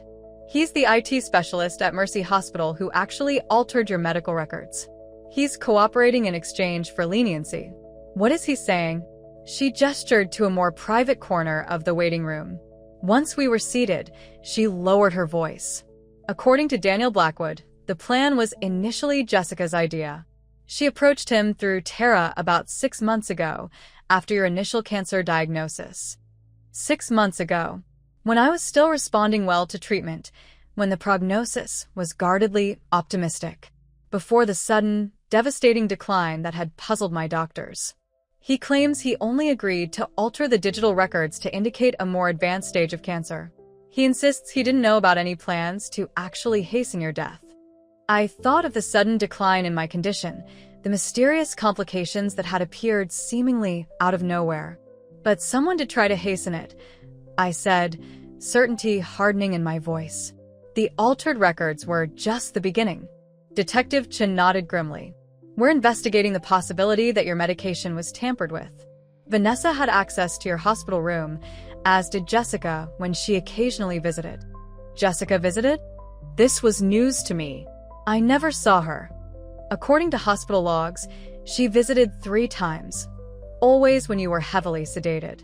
The nurses remember her sitting with you, adjusting your pillows, bringing you water, or slipping something into my 4-line. The thought made me physically ill. What about Richard? I asked. Was he part of this from the beginning? Detective Chun consulted her notes. Daniel Blackwood claims he never dealt directly with your husband. According to him, Richard was kept in the dark initially. But at some point, Jessica told him about the plan. Daniel isn't sure exactly when or how much Richard knew. And Tara? She was involved from the start, apparently. The PR firm she runs with Jessica was failing. They'd lost several major clients and were deeply in debt. According to Daniel, Tara saw your estate as the solution to their financial problems. I closed my eyes, trying to process the breathtaking scope of the betrayal. My daughter and her best friend had plotted my death to save their business. My son had agreed to stand aside and let it happen. My husband had either joined the conspiracy or at least chosen not to stop it. And I had never seen it coming. Eleanor Montgomery, who prided myself on my perception, who ran a multi-million-dollar foundation, who sat on the boards of a dozen companies, had been blind to the viper's nest in my own home. There's something else, Detective Chin said, interrupting my thoughts. We found this in Jessica's apartment. She handed me a sealed evidence bag containing a small glass vial with traces of clear liquid. The lab is still testing it, but preliminary results suggest it's a derivative of digitalis, a heart-stopping compound that would mimic natural cardiac arrest in someone with your medical history. The room seemed to tilt beneath me. She was going to poison me. We believe that was the plan, yes. After the medical records were altered to make your condition appear terminal, a small dose of this would have done the rest. It would have looked like heart failure, a common complication in late-stage cancer patients. I thought of Jessica sitting by my bedside while I slept, adjusting my pillows, bringing me water. My own daughter, preparing to poison me. I need a moment, I said, my voice barely above a whisper. Detective Chin nodded understanding. Of course. I'll be right over there when you're ready to continue. Alone, I reached into my pocket and withdrew Michael's, my locket, staring at the smiling faces of my children frozen in time. Where had it all gone so wrong? What had turned these innocent children into adults capable of matricide? My phone buzzed with a text message from Marcus. Call me immediately. Important development. I stepped outside to make the call, the police officer following at a discreet distance. Ellie, Marcus answered on the first ring, his voice tight with urgency. I've been trying to reach you. They found Richard. My heart stuttered. Where? That's just it. He came to my office about an hour ago, looking for you. He's in a state, Ellie. Says he needs to talk to you, that it's a matter of life and death. Richard came to you? I repeated, incredulous. After everything that's happened, he says he can explain. That it's not what it looks like. He's desperate to speak with you. Where is he now? Still here in my office. I've got him in the conference room. The police are on their way, but he's insisting he'll only talk to you first. I glanced at the officer watching me from a few yards away. Marcus, I'm at the hospital with Michael. I have a police escort. They're not going to let me leave to meet Richard. I thought of that. What if I bring him to you? Under the circumstances, it might be the safest option. You'll be in a public place, with police present. The suggestion made a certain sense, though the thought of facing Richard after everything that had happened sent a cold shiver down my spine. Yet I needed answers, Needed to hear from his own lips what role he had played in this nightmare. All right, I agreed finally. Bring him here. But Marcus, be careful. We don't know what he's capable of anymore. I'll have my security team with us the whole time, he assured me. We'll be there in 20 minutes. After ending the call, I informed Detective Chun of the arrangement. She was less than pleased. Mrs. Montgomery, your husband is a person of interest in an attempted murder investigation. Meeting with him could compromise the case and put you at risk. I'll be in a public hospital, surrounded by police, I pointed out. And I need to hear what he has to say. After 41 years of marriage, I deserve that much. She sighed, recognizing my determination. Fine, but we'll need to wire you. And at the first sign of trouble, we're intervening. I agreed to her terms, and 30 minutes later, I sat in a private hospital conference room, a tiny microphone taped to my chest beneath my blouse, Detective Chun and 2 officers monitoring from an adjacent room. The scene was surreal, like something from a crime drama, rather than my actual life. When the door opened and Richard walked in, I barely recognized him. My husband had always been the epitome of the successful businessman, impeccably dressed, perfectly groomed, radiating confidence and control. The man who stood before me now was a shadow of that image.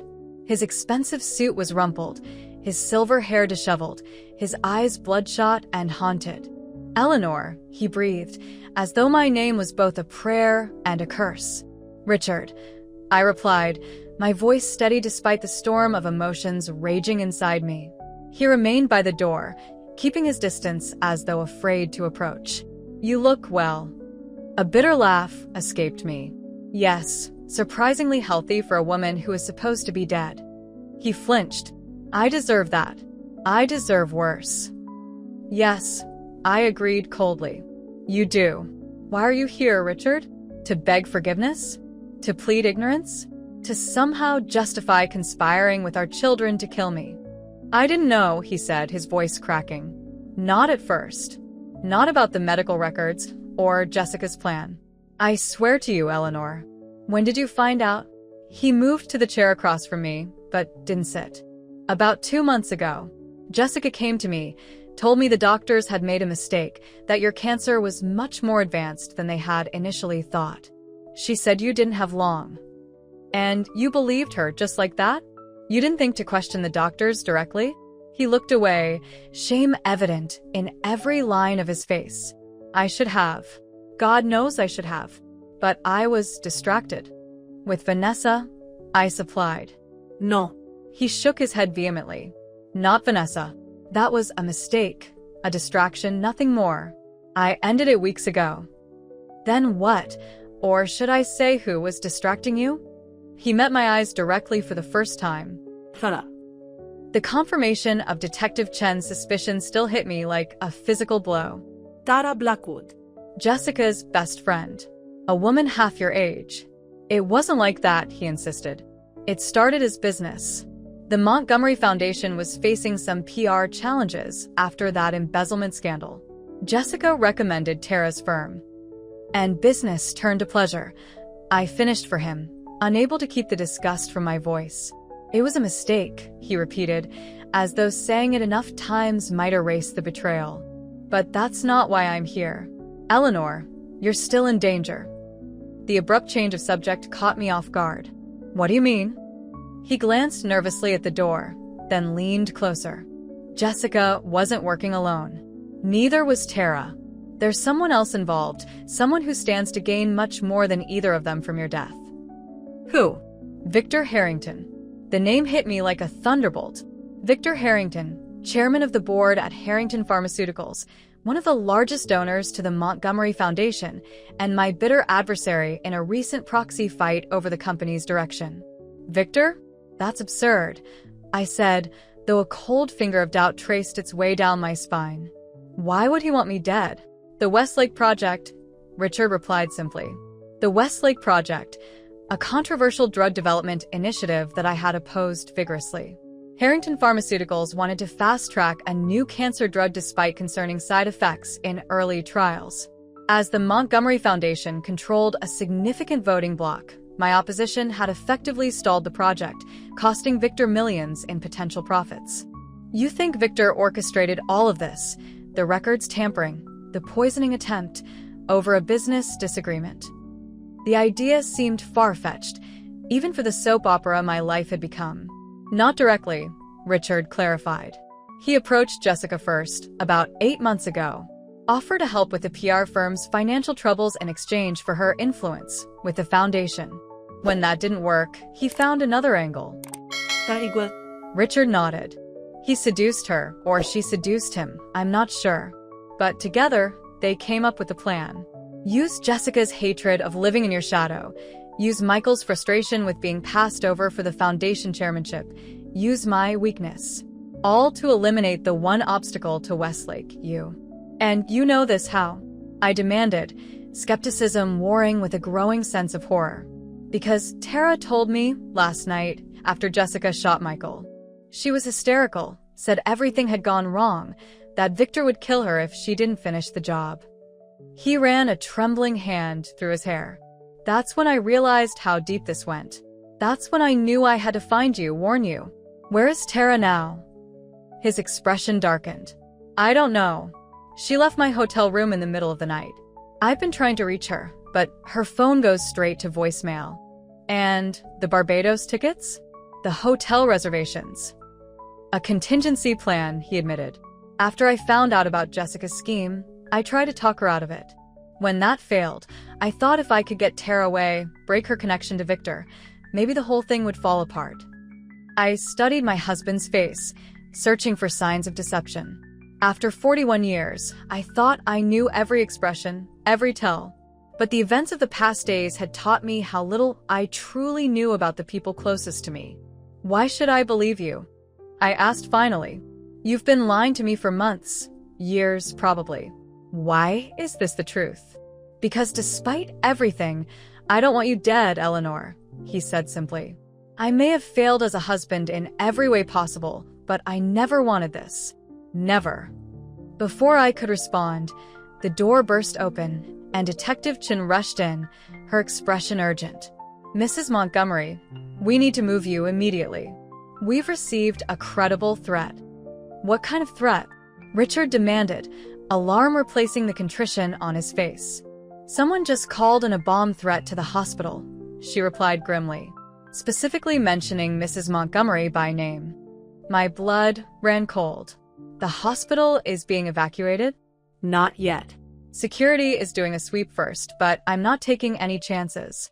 We're moving you to a secure location. Richard stepped forward. I'm coming with her.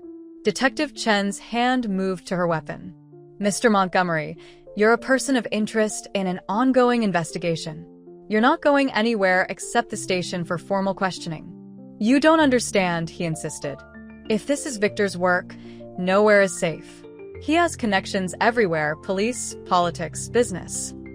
Victor Harrington? Detective Chen's eyebrows rose. The pharmaceutical CEO? Yes, I confirmed.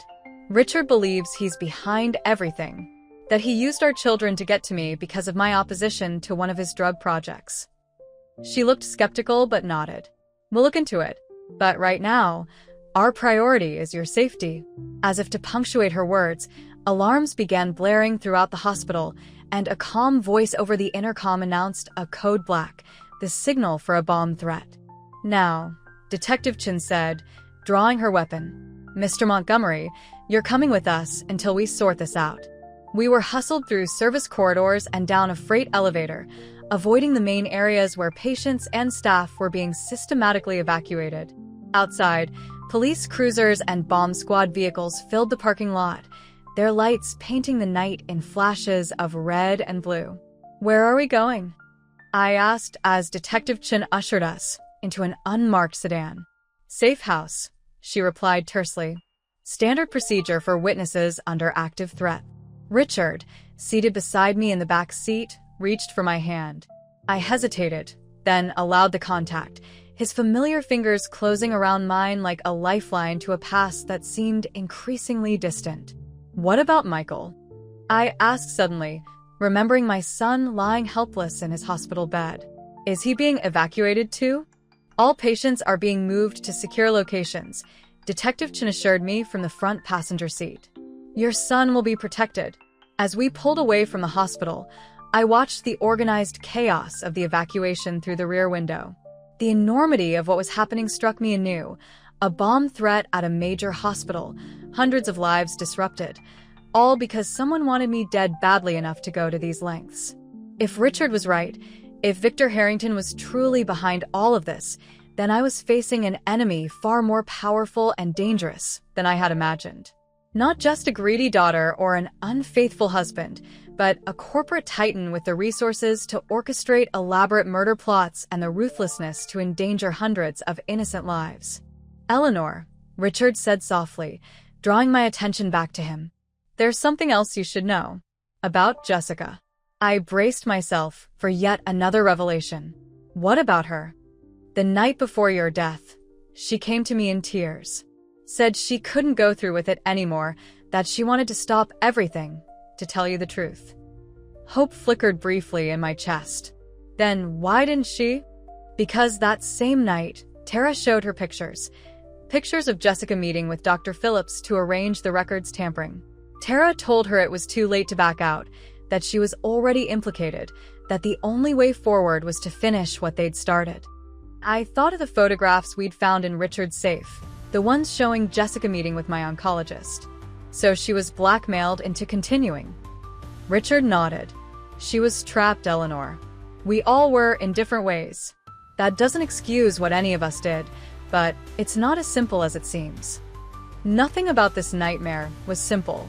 The black and white certainty I had felt in the immediate aftermath of my resurrection had given way to shades of gray, to complexities I was only beginning to understand.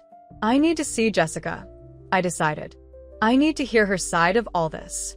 Mrs. Montgomery, Detective Chen interjected from the front seat. Your daughter is in custody on serious charges. Any contact could compromise the case against her. I'm not asking to help her escape justice, I clarified. But if what Richard says is true, if there's a bigger player orchestrating all of this, then Jessica may have information we need. Detective Chun exchanged glances with her partner, who was driving. Let me make some calls when we reach the safe house. No promises. The safe house turned out to be a modest ranch-style home in a quiet suburb, unremarkable except for the 2 police officers stationed outside and the reinforced doors and windows. Inside, it was sparsely furnished but functional, a safe house, not a home. You'll be here until we resolve the threat, Detective Chen explained as she showed us around. There's food in the kitchen, clothes in the bedrooms. Officers will be stationed outside 24/7. And Michael? I asked again. Where is he? Being transferred to a secure medical facility, she assured me. I'll update you on his condition as soon as I have information. After she left, Richard and I stood awkwardly in the living room, decades of shared history between us suddenly insufficient for the situation we found ourselves in. I'll take the second bedroom, he said finally, breaking the silence. I nodded, grateful for his understanding that whatever reconciliation might come, it wouldn't be tonight.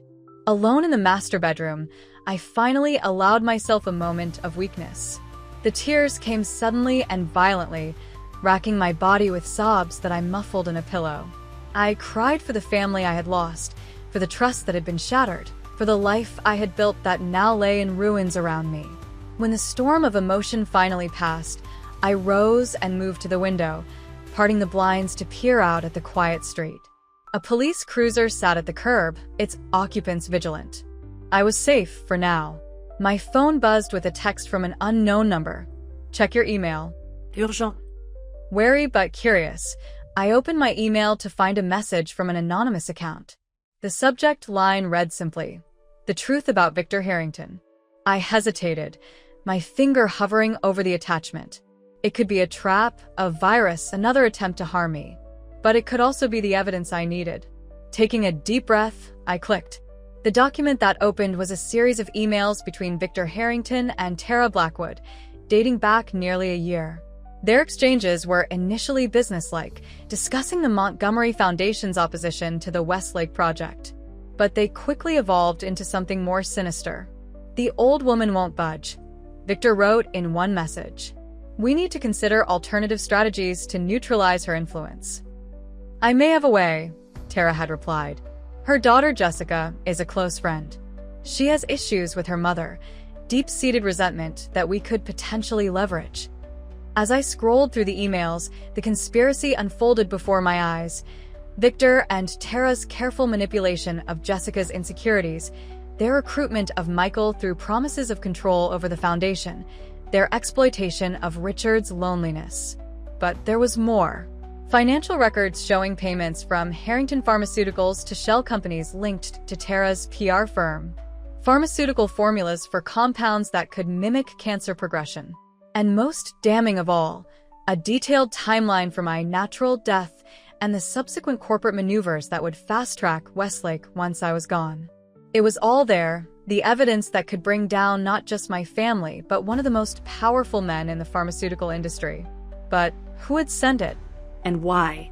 As if in answer to my unspoken question, a final email appeared at the bottom of the document. Eleanor, I'm sorry for my part in all of this. It went too far. I never wanted anyone to die. Meet me tomorrow at 2 p.m. at the old boathouse on Lake Windermere. Come alone, or I won't show. This is our one chance to make it right. Tara. I stared at the message, my mind racing. The boathouse on Lake Windermere, a property owned by the Montgomery Foundation, used occasionally for board retreats. Isolated, private, the perfect place for a confession. Or a trap. I should tell Detective Chun, show her the emails, let the police handle Tara. That would be the sensible thing, the safe thing. But if I did, would I ever get the full truth? Would justice truly be served? Or would Victor Harrington's wealth and influence find a way to bury the evidence, to pin everything on my children while he walked away untouched? No. Some things I needed to handle myself. With renewed determination, I forwarded the emails to Marcus for safekeeping, then deleted the evidence from my phone. Tomorrow, I would find a way to slip away from police protection, to meet Tara, and get the final pieces of this puzzle. Tonight, I needed rest. Tomorrow would bring either answers or more betrayal, and I needed to be ready for either outcome. As I lay in the unfamiliar bed, staring at the ceiling, I thought of the Eleanor Montgomery who had entered the hospital months ago, trusting, perhaps naive, secure in the love of her family.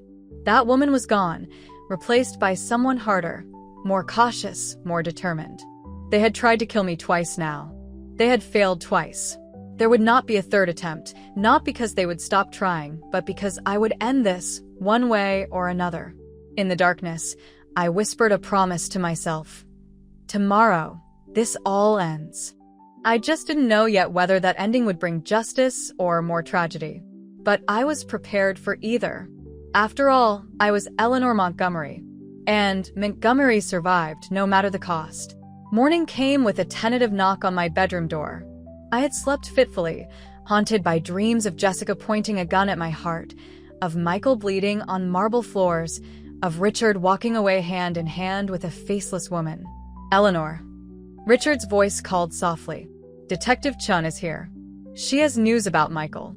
I dressed quickly and joined them in the living room, bracing myself for whatever update awaited. Mrs. Montgomery. Detective Chun greeted me, her expression carefully neutral. Your son is stable. He's been moved to a secure medical ward at County General. The bomb threat at Mercy Hospital turned out to be a hoax, but security protocols mean he'll remain at County for now. Can I see him? I asked. Later today, perhaps. We're arranging secure transport. She hesitated, then continued. There's something else. Your daughter is asking to speak with you. She says she has information about Victor Harrington that could be crucial to the case. I exchanged glances with Richard, whose expression mirrored my own surprise. You've told her about our suspicions regarding Victor? No, Detective Chen replied. She brought up his name herself during questioning this morning. Said he was the mastermind behind everything. Her attorney has indicated she's willing to provide detailed testimony in exchange for consideration in her case. So Jessica was ready to talk, to implicate Victor in exchange for leniency. The emails Tara had sent corroborated this connection, but Jessica's testimony would be even more damning. I'll speak with her, I decided. When? We can arrange it for this afternoon around 3. Perfect. That would give me time to meet Tara at the boathouse at 2, then see Jessica afterward. But how to slip away from police protection without raising alarms? That works, I said, keeping my expression neutral. In the meantime, I'd like to see Michael this morning if possible. Detective Chen nodded. I'll make the arrangements. We should be able to transport you to County General by 11. The visit to the hospital would be my opportunity. Somehow, I would need to give my police escort the slip, make my way to Lake Windermere, meet with Tara, and then return in time for my scheduled visit with Jessica. It was risky, potentially foolish, but necessary. After Detective Chen left, Richard looked at me curiously. You're planning something. What makes you say that? I asked, avoiding his gaze as I poured myself coffee from the pot he had made. 41 years of marriage, Eleanor. I know that look. He stepped closer, lowering his voice even though we were alone. What is it? What aren't you telling the police? I hesitated, then made a quick decision. Despite everything, I needed an ally, and Richard was the only one available. Tara contacted me last night. She sent emails proving Victor's involvement and asked to meet at the boathouse on Lake Windermere. Today at 2. His eyes widened. And you're going? Alone? After everything that's happened? I need the truth, Richard. The complete truth. Not just pieces filtered through police investigations and plea deals. It's too dangerous, he insisted. It could be a trap. Of course it could be a trap, I agreed. But it's also our best chance to get evidence against Victor before he can destroy it. You said yourself he has connections everywhere. Richard was silent for a long moment, clearly weighing the risks. Finally, he sighed. Let me come with you. I'll wait outside, out of sight. If anything seems wrong, I'll intervene. I studied him, searching for signs of deception. Was he offering help, or ensuring Tara's plan succeeded? After all, I still didn't know the full extent of his involvement in the conspiracy.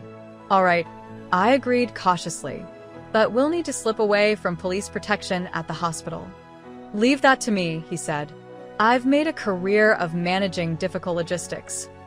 True enough. Whatever his failings as a husband, Richard's business acumen was undeniable. There's something else, I added. Tara sent emails, dozens of them, between her and Victor, detailing the entire conspiracy. I forwarded them to Marcus for safekeeping. Richard's expression shifted from concern to something like hope. That changes everything. With those emails and Jessica's testimony, we could actually bring Victor down. If they're authentic, I cautioned. If this isn't just another layer of deception. He nodded, understanding my skepticism. We'll know soon enough. By 10:30, we were being escorted to an unmarked police car for the trip to County General. Richard had been quiet all morning, occasionally typing on his phone, but otherwise lost in thought. I wondered what he was planning for our escape, whether it would work, whether I was making a terrible mistake in trusting him even this far. The hospital visit itself was brief and somber. Michael was awake but groggy from pain medication, his shoulder heavily bandaged, his complexion still alarmingly pale. "Mom," he whispered when he saw me, his eyes filling with tears. "I'm so sorry. So sorry." I approached his bedside cautiously, still wary despite his vulnerable state. "Why, Michael? Why did you go along with it?" He swallowed hard. "The foundation. Jessica convinced me you were grooming her to take over when you retired, that I'd be sidelined despite all my work. She said if you died naturally from the cancer, the succession plan would default to both of us equally." His voice broke. It sounds so petty now, so trivial. But I believed her. I was angry, felt betrayed. Then Victor started talking about the potential of the Westlake project, how if I controlled the Montgomery Foundation's voting shares. "You sold me out for corporate politics," I said flatly. No. He tried to sit up, wincing as the movement pulled at his wounded shoulder. I mean, yes, at first. But when I realized what Jessica and Tara were really planning, the medication tampering, the poisoning, I tried to back out. That's when Victor showed me the evidence of my involvement. Said I was already implicated, that the only way forward was to see it through. The same blackmail tactic they had used on Jessica. So you were trapped. He nodded miserably. Not that it excuses anything. I should have come to you, told you everything. Should have gone to the police. I was a coward. I thought of the golden locket I had found among his possessions. My locket. Why did you have it? His expression softened slightly. I took it from your hospital room the last time I visited. You were sleeping. I wanted something to remember you by. Something personal. A tear slid down his cheek.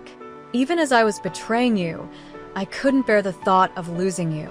The contradiction was so human, so painfully familiar. We were capable of holding opposite emotions simultaneously: love and betrayal, grief and relief, loyalty and treachery. Michael, I said, my voice gentler now, Jessica is talking to the police about Victor's involvement. If you tell them everything you know, it might help your case. Hope flickered in his eyes. You think so? After everything I've done? I think the truth is your only chance now. I reached out, squeezing his hand briefly. For what it's worth, I believe you didn't want me dead. That you got caught up in something bigger and darker than you anticipated. Does that mean? He hesitated, vulnerability written across his face. Does that mean you might forgive me someday? The question struck at my heart. Forgiveness. Such a simple word for such a complex process. I don't know, I answered honestly. Right now, I'm still trying to survive this. Forgiveness is further down the road. He nodded, accepting this partial answer. There's something else you should know, he said, his voice dropping to nearly a whisper. About Tara. My pulse quickened. What about her? She's not just Victor's accomplice. She's his daughter. The revelation hit me like a physical blow. His daughter? That's impossible. Victor doesn't have children. Not officially, Michael clarified. She's his illegitimate daughter from an affair 28 years ago. He's kept her existence quiet, funded her education, her business with Jessica. The whole revenge plot. It wasn't just about Westlake. It was personal. Personal? What do you mean? Michael's eyes darted to the door, ensuring we weren't overheard. Mom, do you remember serving on the ethics board that investigated experimental drug trials in Southeast Asia 15 years ago? I nodded slowly. Of course. We shut down several dangerous trials, including one by Harrington Pharmaceuticals, a cancer drug with severe side effects that they were testing on vulnerable populations. Tara's mother was one of the trial participants, Michael said quietly. She died from complications. Victor has blamed you ever since, not just for the business loss, but for her death. The pieces clicked into horrible alignment. This wasn't just business. It was revenge, meticulously planned and years in the making. How do you know all this? I demanded. Tara told me, the night before your funeral. She was drunk, emotional. I think she wanted someone to know the real reason, to understand why it had to be done. I felt sick. All this time, I had been fighting an enemy I didn't even know existed. Victor's secret daughter, working her way into my family through Jessica, poisoning my relationships from within. Mom, Michael continued urgently, if you're planning to meet with Tara, don't. She's not looking to make amends. She wants to finish what she started. I kept my expression neutral, giving nothing away. What makes you think I'm meeting with Tara? Just a feeling, he replied, though his eyes said he knew more than he was admitting. Promise me you'll be careful. Victor and Tara, they've been planning this for years. They won't give up easily. I promise, I said, squeezing his hand once more before standing to leave. Get some rest. We'll talk more later. As I left the room, my mind was racing. Tara was Victor's daughter. The conspiracy ran deeper than I had imagined, rooted in a personal vendetta 15 years in the making. The meeting at the boathouse was almost certainly a trap, but now, more than ever, I needed to confront Tara face to face. In the hallway, Richard was waiting, engaged in what appeared to be an intense conversation with one of our police escorts. As I approached, I caught the tail end of their exchange. Completely unnecessary. My wife needs a moment of normalcy, for God's sake. Surely a cup of decent coffee in the hospital cafeteria isn't too much to ask. The officer looked uncomfortable. Sir, our orders are to keep Mrs. Montgomery under protection at all times. And she will be, Richard insisted. You'll be right there with us. Unless you think the hospital cafeteria is somehow more dangerous than a safe house that someone managed to discover the location of within hours. This last point seemed to hit home. The officer hesitated, then nodded reluctantly. Fine. But we stay together, and we returned to the safe house immediately after. Richard caught my eye, giving a slight nod. This was our opportunity. The hospital cafeteria was busy with a lunch rush, staff in scrubs, visitors seeking respite from sick rooms, pharmaceutical reps in suits meeting with doctors. We found a table in the corner, our police escorts taking positions at a nearby table, watching us while attempting to be inconspicuous. There's a service corridor behind the kitchen, Richard murmured, lifting his coffee cup to his lips.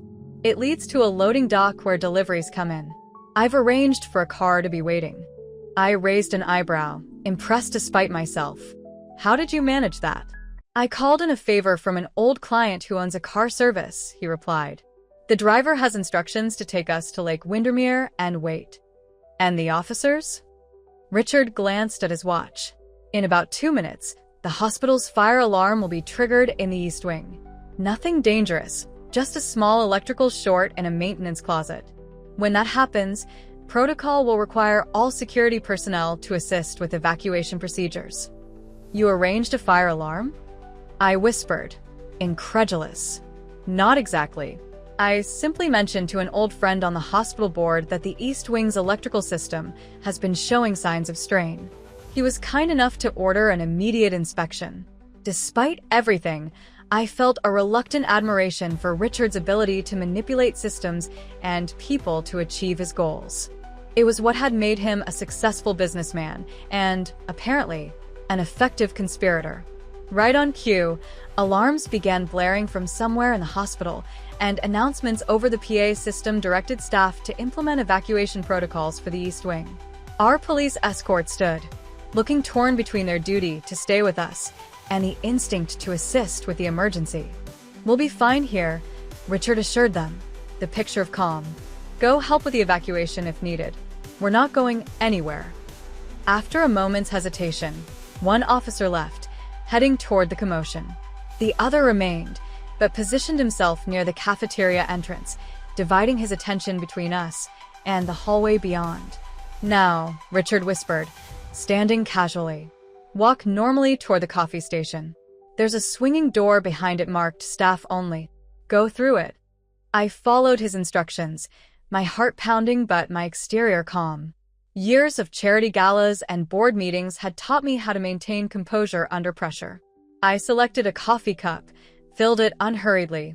Then, when the remaining officer was momentarily distracted by a group of evacuating patients, slipped through the swinging door.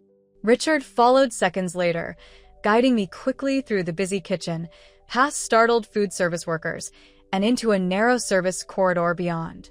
This way, he urged, increasing his pace as we moved further from the cafeteria. The loading dock was exactly where Richard had said it would be, and a black sedan waited just beyond, engine running. We hurried to it, sliding into the back seat before anyone could question our presence. Lake Windermere, Richard instructed the driver. As quickly as possible. As the car pulled away from the hospital, I glanced back, half expecting to see police officers in pursuit. But there was only the organized chaos of a partial hospital evacuation, with no one paying attention to a single car leaving the premises. We did it.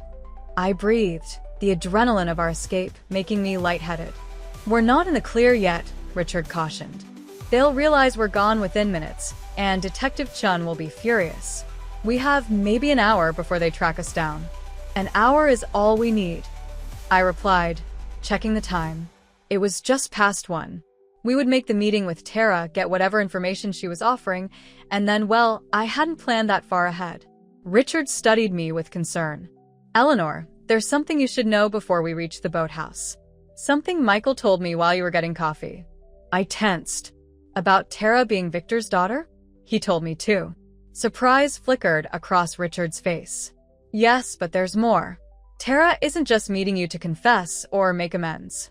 Michael overheard her on the phone last night, talking to Victor. They're planning to finish what they started. The boathouse is a trap, I concluded, voicing what we both already knew. Almost certainly, which is why you're not going in alone. I shook my head firmly. No, Richard. If Tara sees anyone but me, she'll run. Or worse, she might have backup of her own. I need to face her alone. That's suicide, Eleanor. Not if we're smart about it. I leaned forward, mind racing. Michael said Victor and Tara have been planning this for years. They're not going to risk exposure now, not when they're so close.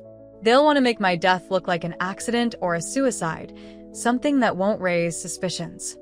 That doesn't make it any safer for you to meet her alone, Richard insisted. It does if we control the narrative, I replied. Here's what we're going to do. By the time we reached Lake Windermere, our plan was set. The Montgomery Foundation's boathouse sat at the edge of the lake, a rustic structure used primarily for summer board retreats. In winter, it stood empty and isolated, the perfect location for a clandestine meeting or a murder. The driver parked a quarter-mile away, out of sight of the boathouse. Richard would approach from the woods behind the structure, while I would enter through the front door as expected. We had stopped at a sporting goods store along the way, where Richard had purchased 2 prepaid phones and a small recording device, which I now wore concealed beneath my blouse. Remember, Richard said as we prepared to separate, get her to admit everything, her relationship with Victor, the plot against you, all of it.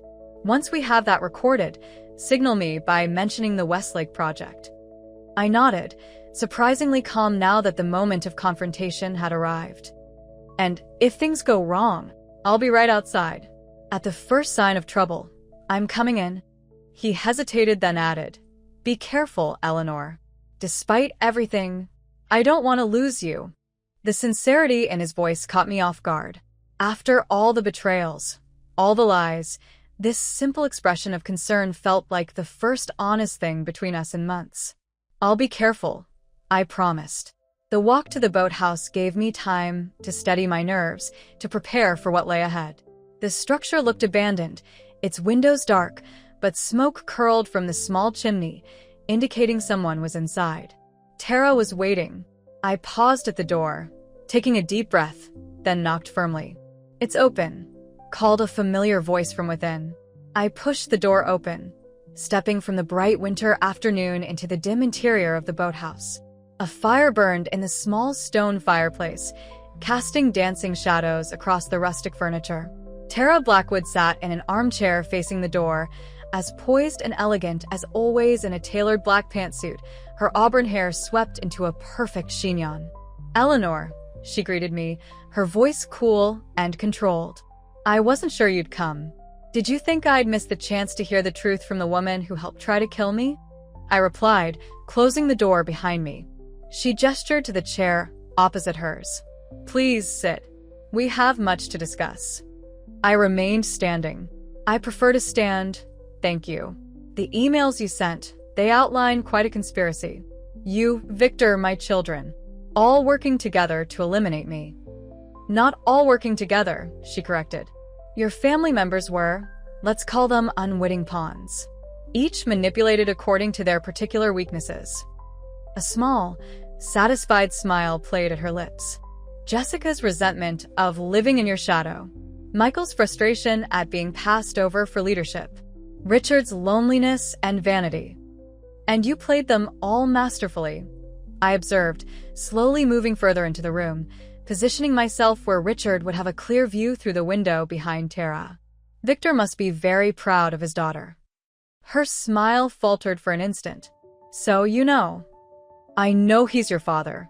I know your mother died in one of Harrington's experimental drug trials that my foundation shut down. I know this isn't just business for you, it's revenge.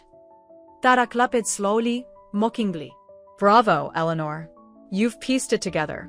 Yes, my mother was Anna Chin, a desperate woman with stage 3 breast cancer who thought Victor's experimental drug might save her life. Instead, it killed her because you and your righteous ethics board decided the trial was too dangerous to continue in the United States, forcing them to conduct tests overseas with less oversight. We were protecting vulnerable populations from untested drugs with severe side effects, I countered. You were protecting your reputation as a philanthropist while condemning my mother to death, she snapped, her composure cracking. If the trial had continued here, with proper monitoring, she might have survived. Instead, she died alone in a clinic in Thailand, while Victor was back here, fighting your foundation's ethics complaints. So this is all about avenging your mother, I said, moving closer to the fireplace, making sure the recording device captured every word. Tara regained her composure, smoothing her expression into one of professional detachment. It's about justice, Eleanor. Justice for my mother, yes.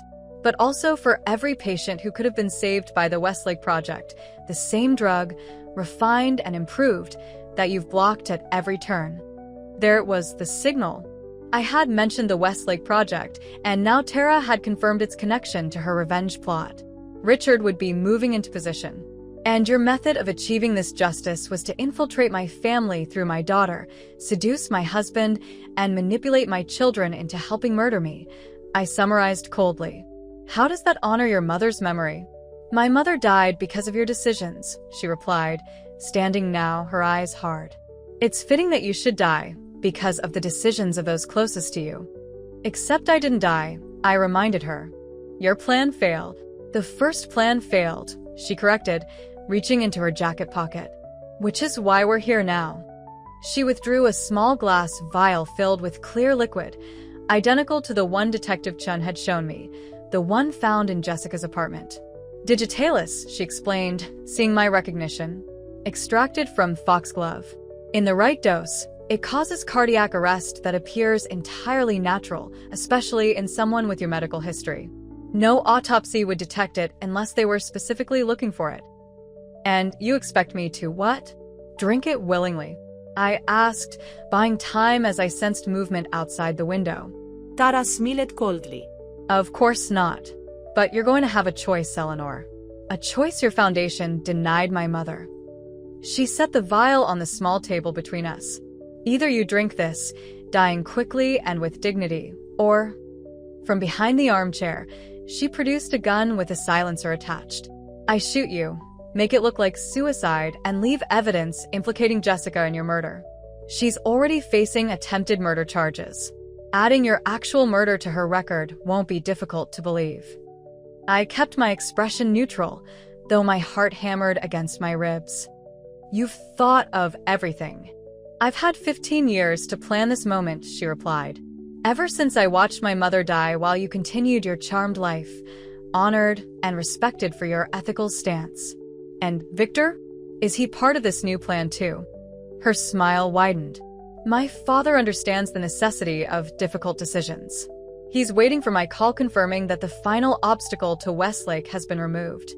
I see. I moved slightly, positioning myself between Tara and the window.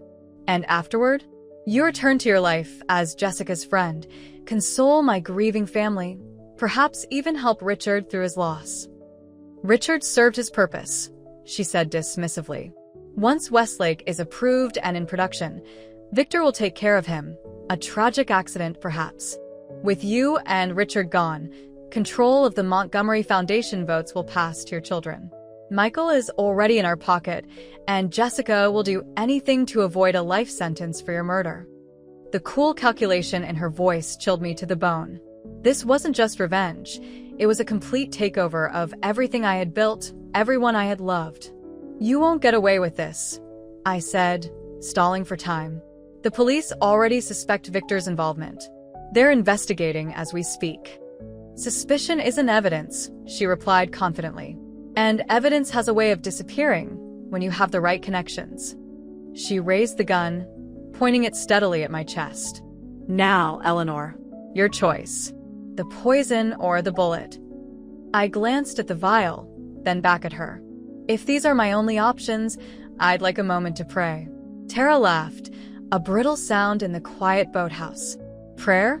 I wouldn't have expected that from you. Even the non-religious find faith at the end. I replied, slowly lowering myself to my knees, my eyes never leaving hers. Just a moment, please. She watched me with amused contempt as I knelt, bowing my head slightly, but keeping her in my peripheral vision. This was it, the signal Richard and I had agreed upon if I felt my life was in immediate danger. Our Father, who art in heaven, I began, voice steady despite the gun trained on me. How touching, Tara mocked. I'll be sure to tell your family how pious you were at the end. Hallowed be thy name, I continued, watching as a shadow moved outside the window behind her. Enough, she snapped, stepping closer, the gun now inches from my forehead. Make your choice, Eleanor. Now. I looked up at her, meeting her gaze directly. I choose justice, I said clearly. For all of us. In that instant, the boathouse door burst open. But it wasn't Richard who entered. It was Detective Chun, weapon drawn, flanked by 2 officers. Police. Drop the weapon, she shouted. Tara's head whipped around, her eyes widening in shock. In that moment of distraction, I lunged forward, knocking the gun from her hand. It clattered to the floor as Detective Chun and her officers rushed in, forcing Tara face down on the rough wooden planks. Eleanor Montgomery, Detective Chun said as her partner handcuffed a struggling Tara, you are in serious trouble for evading police protection. Despite the circumstances, I couldn't help but smile. I assume Richard called you. From the car on your way here, she confirmed, holstering her weapon. Said his conscience wouldn't let him go through with your plan to confront Tara alone. Richard appeared in the doorway, his expression a mix of apology and relief. I couldn't risk it, Eleanor. Not even to get the confession we needed. Which we got anyway, I said, pointing to the recording device hidden beneath my blouse. Every word, from her connection to Victor to the details of their plan. Detective Chun looked between us, exasperation warring with grudging respect. You two are either the most reckless or the most effective civilians I've ever worked with. Possibly both. As the officers led Tara away, she turned back to me, her face contorted with hatred. This isn't over, Eleanor. Victor has contingencies. You'll never be safe. Perhaps not, I agreed calmly. But neither will he, once this recording is made public. Her expression faltered, fear finally breaking through her composed facade. You wouldn't dare. Watch me, I replied, turning away from her to face Detective Chun. I believe we have an appointment to keep with my daughter. Outside the boathouse, more police cars had arrived, lights flashing across the snowy landscape.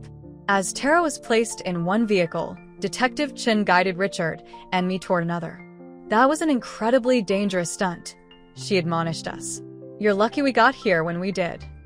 Luck had nothing to do with it, Richard said quietly. I called you the moment we left the hospital. Gave you our exact destination and estimated time of arrival. I looked at him, surprised. You planned to involve the police all along? He met my eyes, a strange vulnerability in his gaze. I meant what I said, Eleanor. I don't want to lose you. Not to cancer, not to Tara, not to any of this mess I helped create. For the first time since this nightmare began, I felt something shift between us. Not forgiveness, not yet, but perhaps the first tentative step toward understanding. Thank you, I said simply. As we drove away from Lake Windermere, leaving Tara and her thwarted revenge behind, I gazed out at the winter landscape, thinking of all that had been lost and all that remained to be salvaged from the wreckage of my family. Jessica awaited me at the police station, ready to tell her story. Michael was recovering in the hospital, his body healing faster than his conscience. Richard sat beside me, a man I had loved for 41 years, now a stranger I was only beginning to know again. And somewhere, Victor Harrington was about to discover that his daughter had failed, that his carefully constructed revenge plot had unraveled, that the woman he had targeted for destruction was not only alive but armed with evidence of his crimes. The final confrontation was still to come. But for now, in this moment between battles, I allowed myself to feel what I had not felt in months. Hope. Not for restoration of what was lost, that was impossible, but for something new to emerge from the ashes of betrayal. I was Eleanor Montgomery. I had survived cancer, betrayal, and multiple attempts on my life. Whatever came next, I would face it on my terms. And this time, I wouldn't be facing it alone.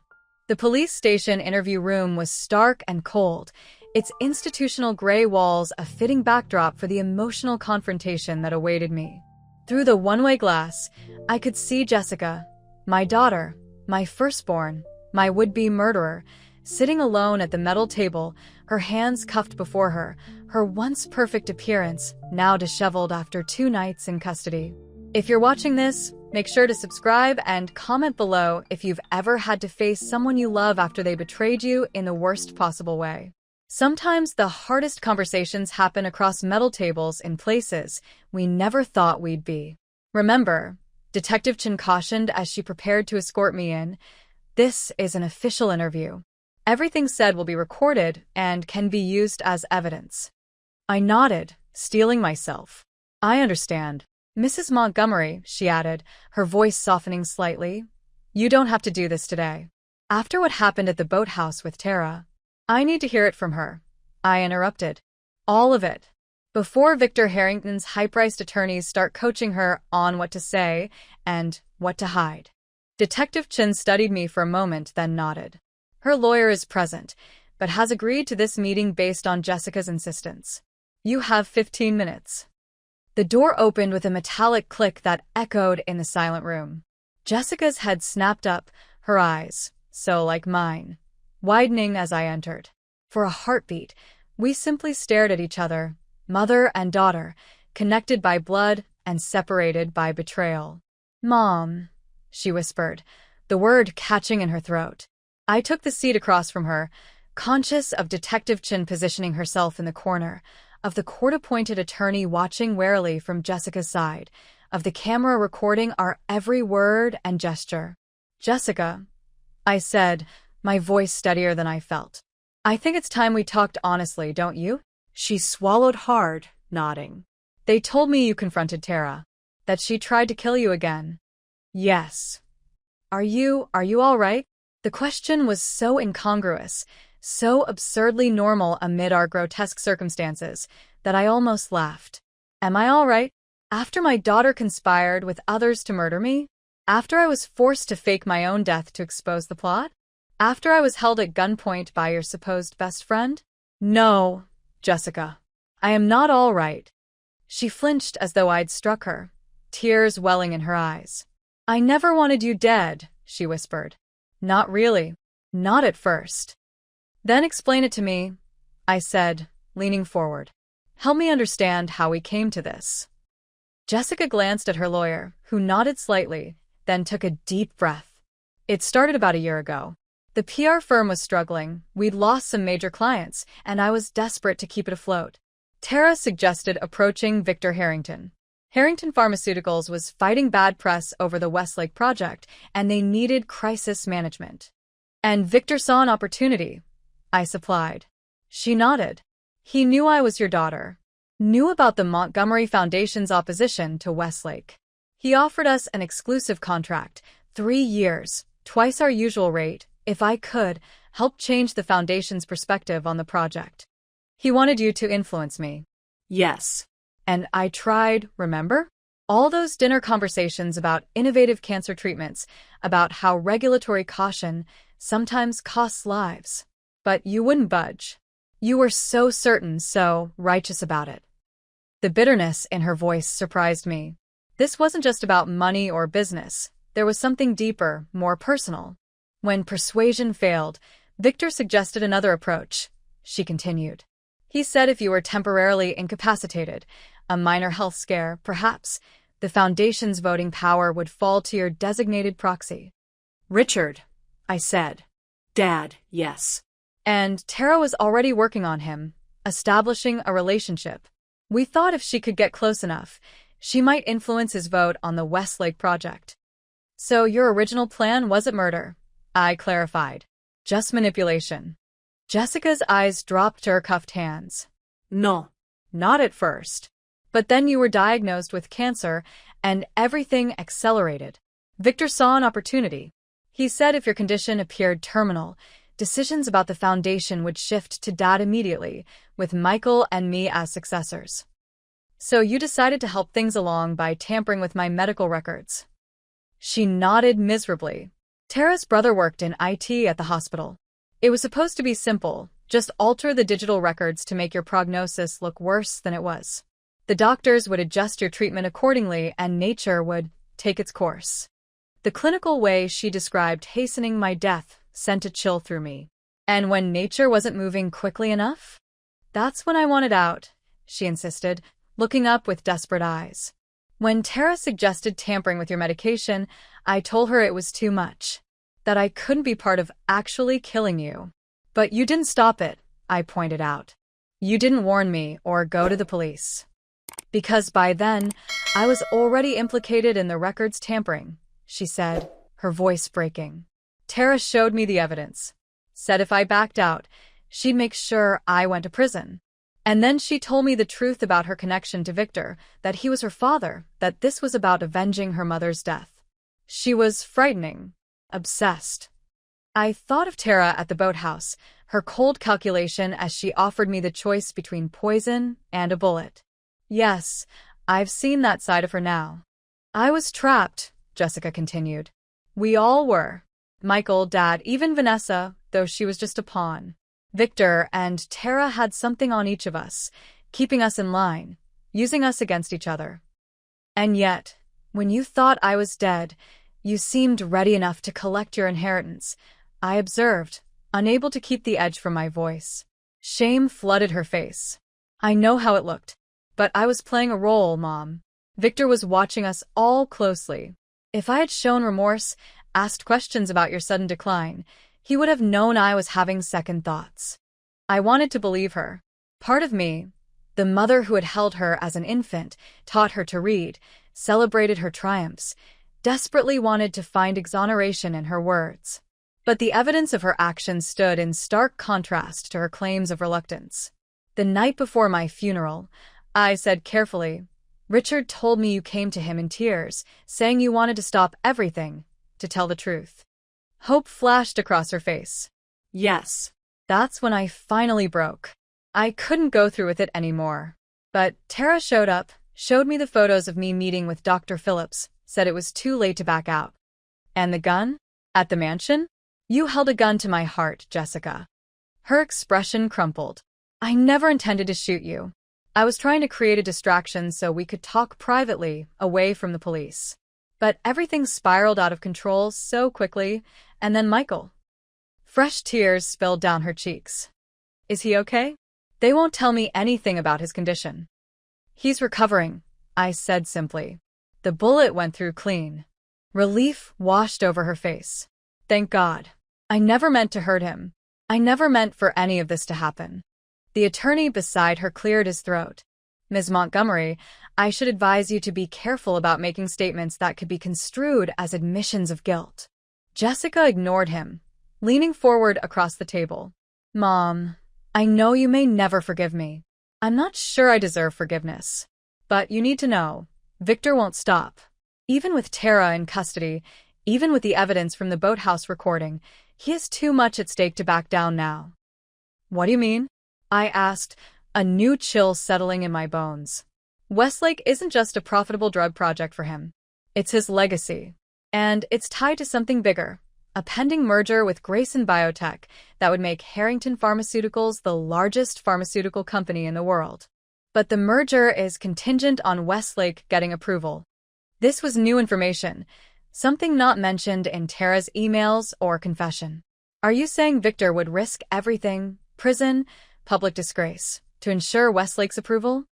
I'm saying he already has, Jessica replied grimly. Attempted murder, blackmail, corporate espionage. He's committed all of these and more. He won't stop until either Westlake is approved or I'm dead. I finished for her. She nodded, fear evident in her eyes. You need protection, Mom. Real protection, not just a police detail. Victor has connections everywhere, politics, law enforcement, business. If he can't get to you directly, he'll find another way. The attorney intervened again, more forcefully this time. That's enough, Ms. Montgomery. I must insist you stop making speculative statements about Mr. Harrington. They're not speculative, Jessica shot back. I've seen the evidence. I've heard him discuss contingency plans. What kind of contingency plans? I pressed, ignoring the attorney's increasing discomfort. Jessica lowered her voice. The kind that involve accidents happening to the entire Montgomery family, if necessary. Victor views all of you as obstacles now, you, Dad, Michael, even me. He'll eliminate anyone who threatens Westlake's approval. Detective Chun stepped forward from her corner. Ms. Montgomery, are you saying Victor Harrington has made explicit threats against your family's lives? Yes, Jessica replied without hesitation. Not to me directly, but I overheard him discussing it with Tara. He said if the primary strategy failed, meaning Mom's death, they would move to comprehensive obstacle removal. Detective Chun exchanged glances with me, her expression grave. Mrs. Montgomery, I think we need to reconsider your security arrangements. No, I said, an idea forming in my mind. What we need is to bring Victor Harrington out into the open, to force his hand before he can implement whatever contingency plan he has in place. Mom, that's too dangerous, Jessica protested. You don't know what he's capable of. I stood, smoothing my skirt with steady hands. On the contrary, I know exactly what he's capable of. I've experienced it firsthand. I turned to Detective Chun. I need to speak with the district attorney. Immediately. Mom, what are you planning? Jessica asked, alarm evident in her voice. I looked back at my daughter, this broken, compromised version of the child I had raised. Despite everything, I still saw glimpses of the girl she had been, the woman she might have become if not for Victor Harrington's manipulation. I'm going to end this, I told her. Once and for all. Detective Chun escorted me from the interview room, her expression troubled. Mrs. Montgomery, I understand your desire to confront Harrington directly, but it's too risky. Let us build our case methodically, with Tara's confession and the evidence from the boathouse. By the time you build a case, Detective, Victor will have destroyed evidence, intimidated witnesses, and possibly arranged more accidents for my family. I interrupted.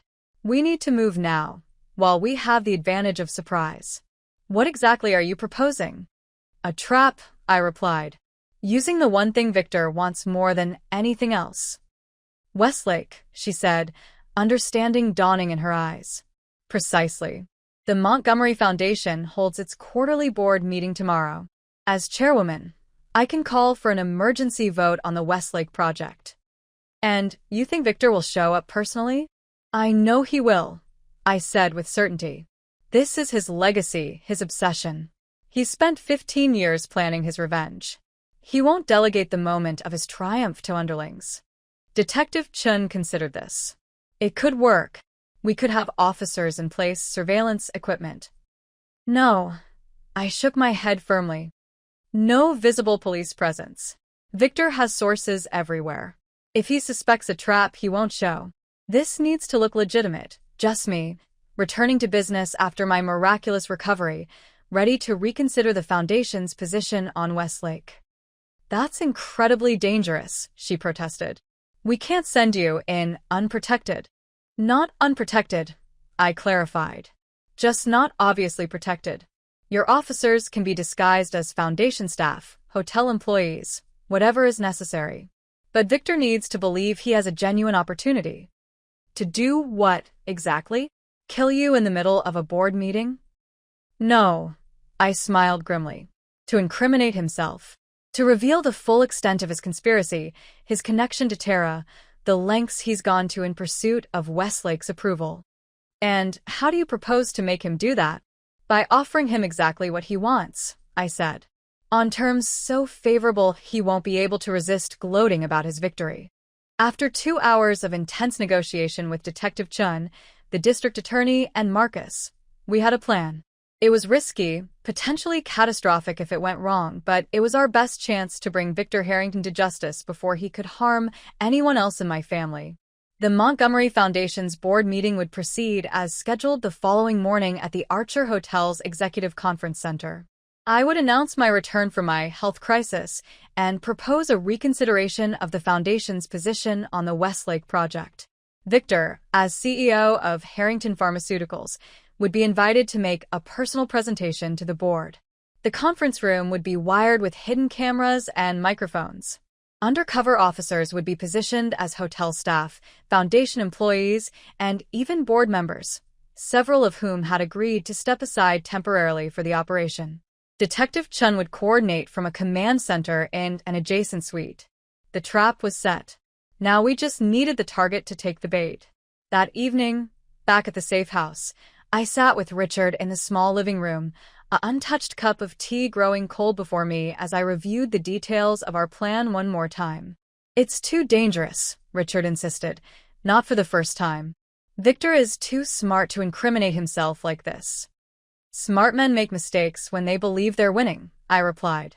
"Victor's obsession with Westlake and his vendetta against me will make him careless. Especially if he believes I'm desperate, defeated, willing to surrender to save what's left of my family." Richard studied me with concern. "And are you? Desperate?" I considered the question seriously. "Not desperate. Determined. There's a difference." He nodded slowly, understanding. After 41 years of marriage, even with the gulf of betrayal between us, he still knew me better than perhaps anyone else alive. "What happens after tomorrow?" he asked quietly. "Assuming everything goes according to plan, assuming Victor is arrested and charged. What then? For us, I mean." The question caught me off guard. In the chaos of survival, of uncovering conspiracies and dodging assassination attempts, I hadn't allowed myself to think beyond the immediate crisis. "I don't know," I admitted. "So much has been broken, Richard.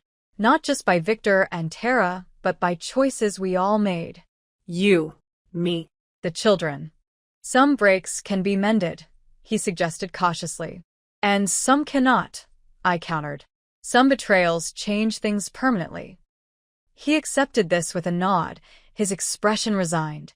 "I understand. But whatever you decide, Eleanor, I want you to know that I am truly sorry. Not just for the affair with Vanessa or the entanglement with Tara, but for failing you when you needed me most. For being so absorbed in my own selfish desires that I didn't see what was happening right in front of me." His apology seemed sincere, his regret genuine. But after so many lies, so many masks, how could I trust what appeared on the surface? "Thank you for saying that," I replied carefully. "But I think decisions about our future will have to wait until we've secured that future. One crisis at a time." He accepted this with good grace, rising to his feet. "You should rest. Tomorrow will be challenging." Yes, I agreed, though I doubted sleep would come easily. "Good night, Richard." After he left for the second bedroom, I sat alone in the quiet house, thinking of all that had led to this moment. The family I had built, the legacy I had created, the betrayals that had nearly destroyed it all. Tomorrow would determine whether anything could be salvaged from the wreckage, whether justice would be served, whether Victor Harrington would finally face consequences for his actions. But regardless of tomorrow's outcome, I knew one thing with absolute certainty. I would never again be the woman I was before all this began.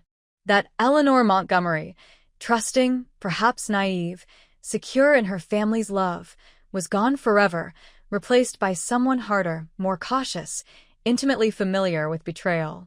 Whether that was a loss to be mourned or a necessary evolution remained to be seen.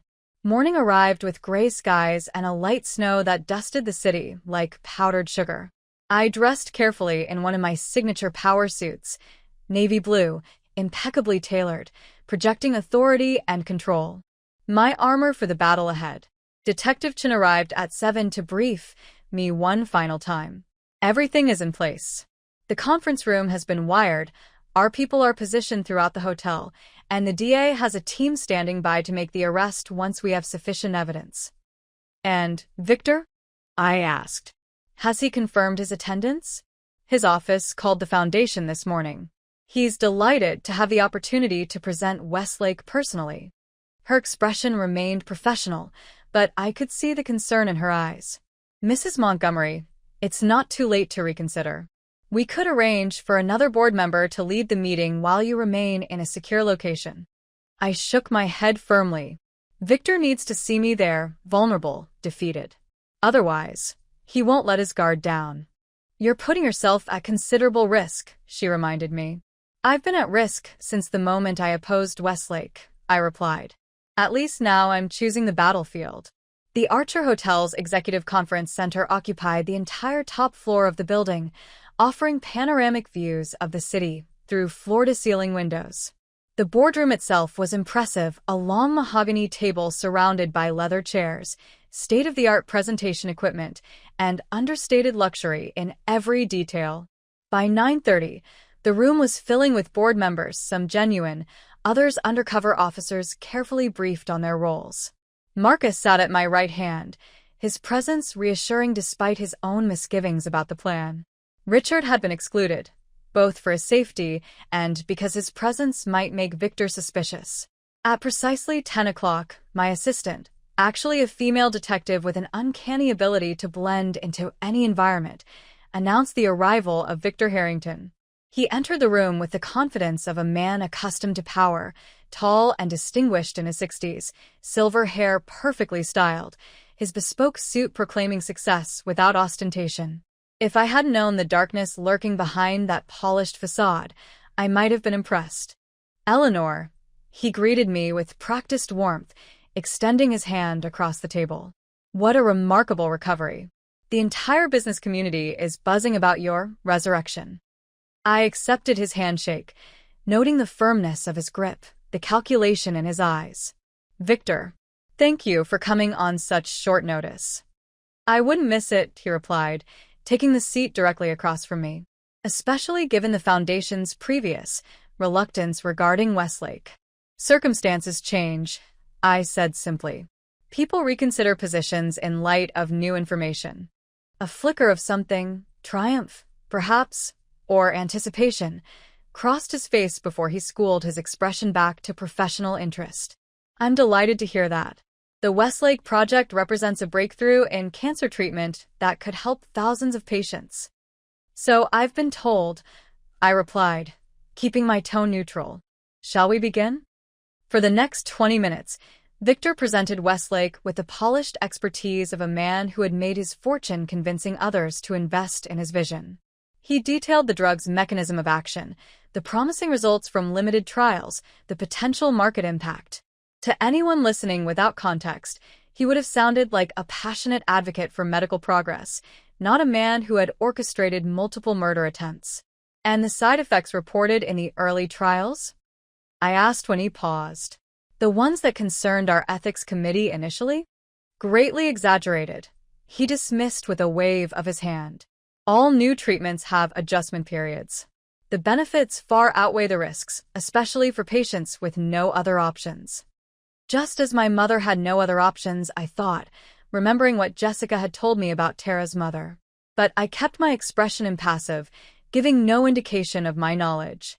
I see, I said. And what about the FDA's concerns?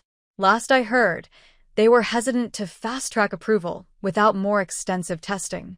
Victor's smile tightened almost imperceptibly. The FDA is notoriously cautious. But we have influential supporters who understand the urgency of bringing Westlake to market. With the Montgomery Foundation's backing, I'm confident those regulatory hurdles can be overcome. Influential supporters, I repeated. Political connections, you mean? Among others, he acknowledged smoothly. In business, as in philanthropy, it's not just what you know, but who you know that determines success. I leaned forward slightly. And you know a great many useful people, don't you, Victor? In government, in regulatory agencies, even in hospitals. A flicker of wariness crossed his features. I've built relationships throughout my career, yes. As have you. Indeed, I agreed. Though I've found that some relationships can be complicated. Take family, for instance. Children can be such a blessing, but also a vulnerability. Don't you agree? His expression hardened for an instant before he recovered.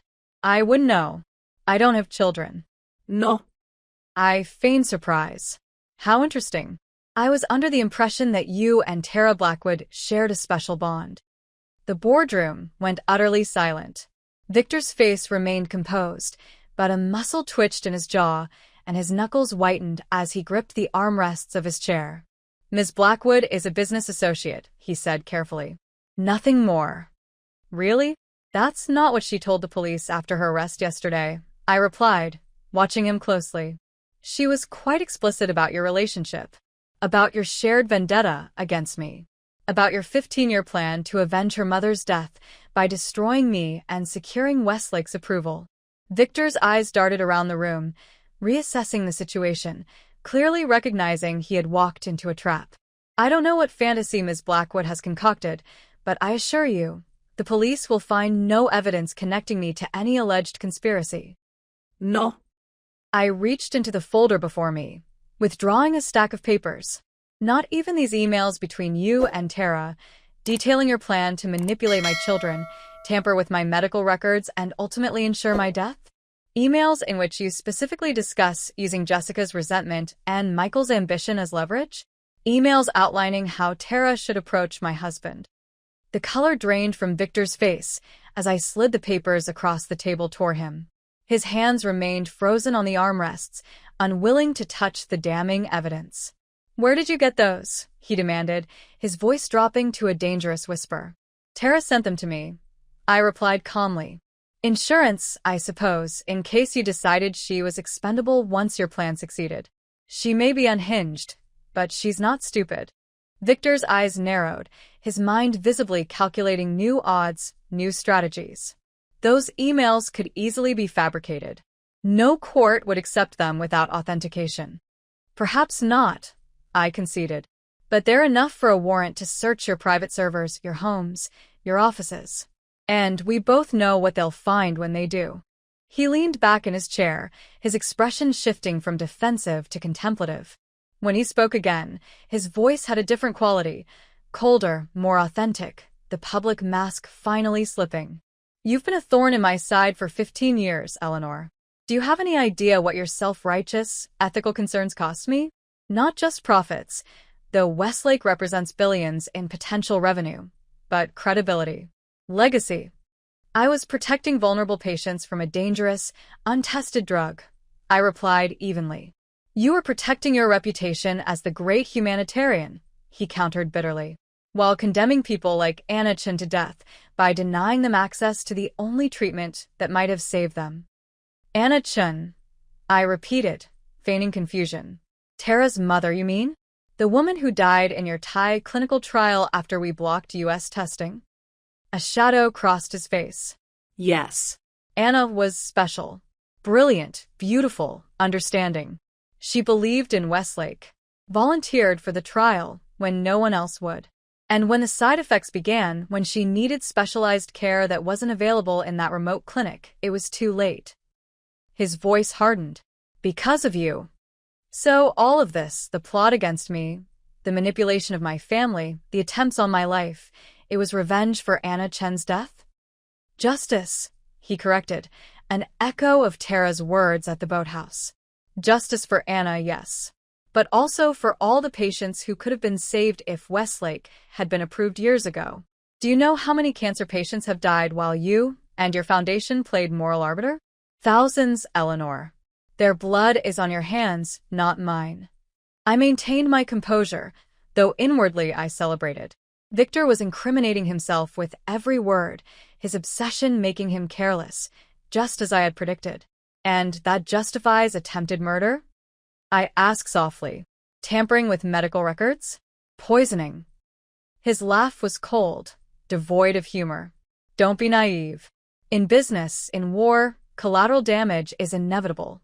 Your death would have been regrettable but necessary, a small sacrifice for the greater good Westlake will bring.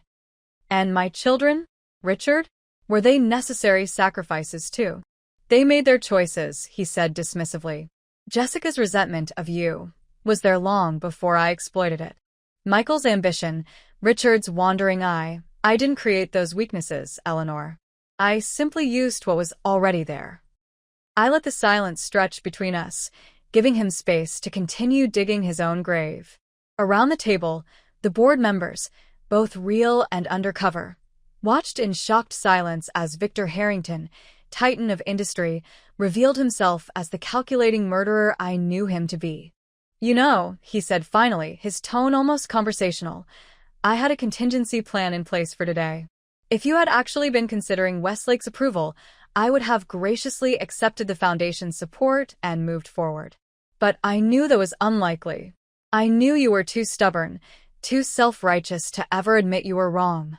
"And what was Plan B?" I asked, though I suspected I already knew. His smile was chilling. "An unfortunate accident on your way home. A brake line failure, perhaps. Tragic, but not suspicious for a woman who had already cheated death once. And with you gone, control of the Foundation would pass to your children, both of whom are already compromised enough to be controlled.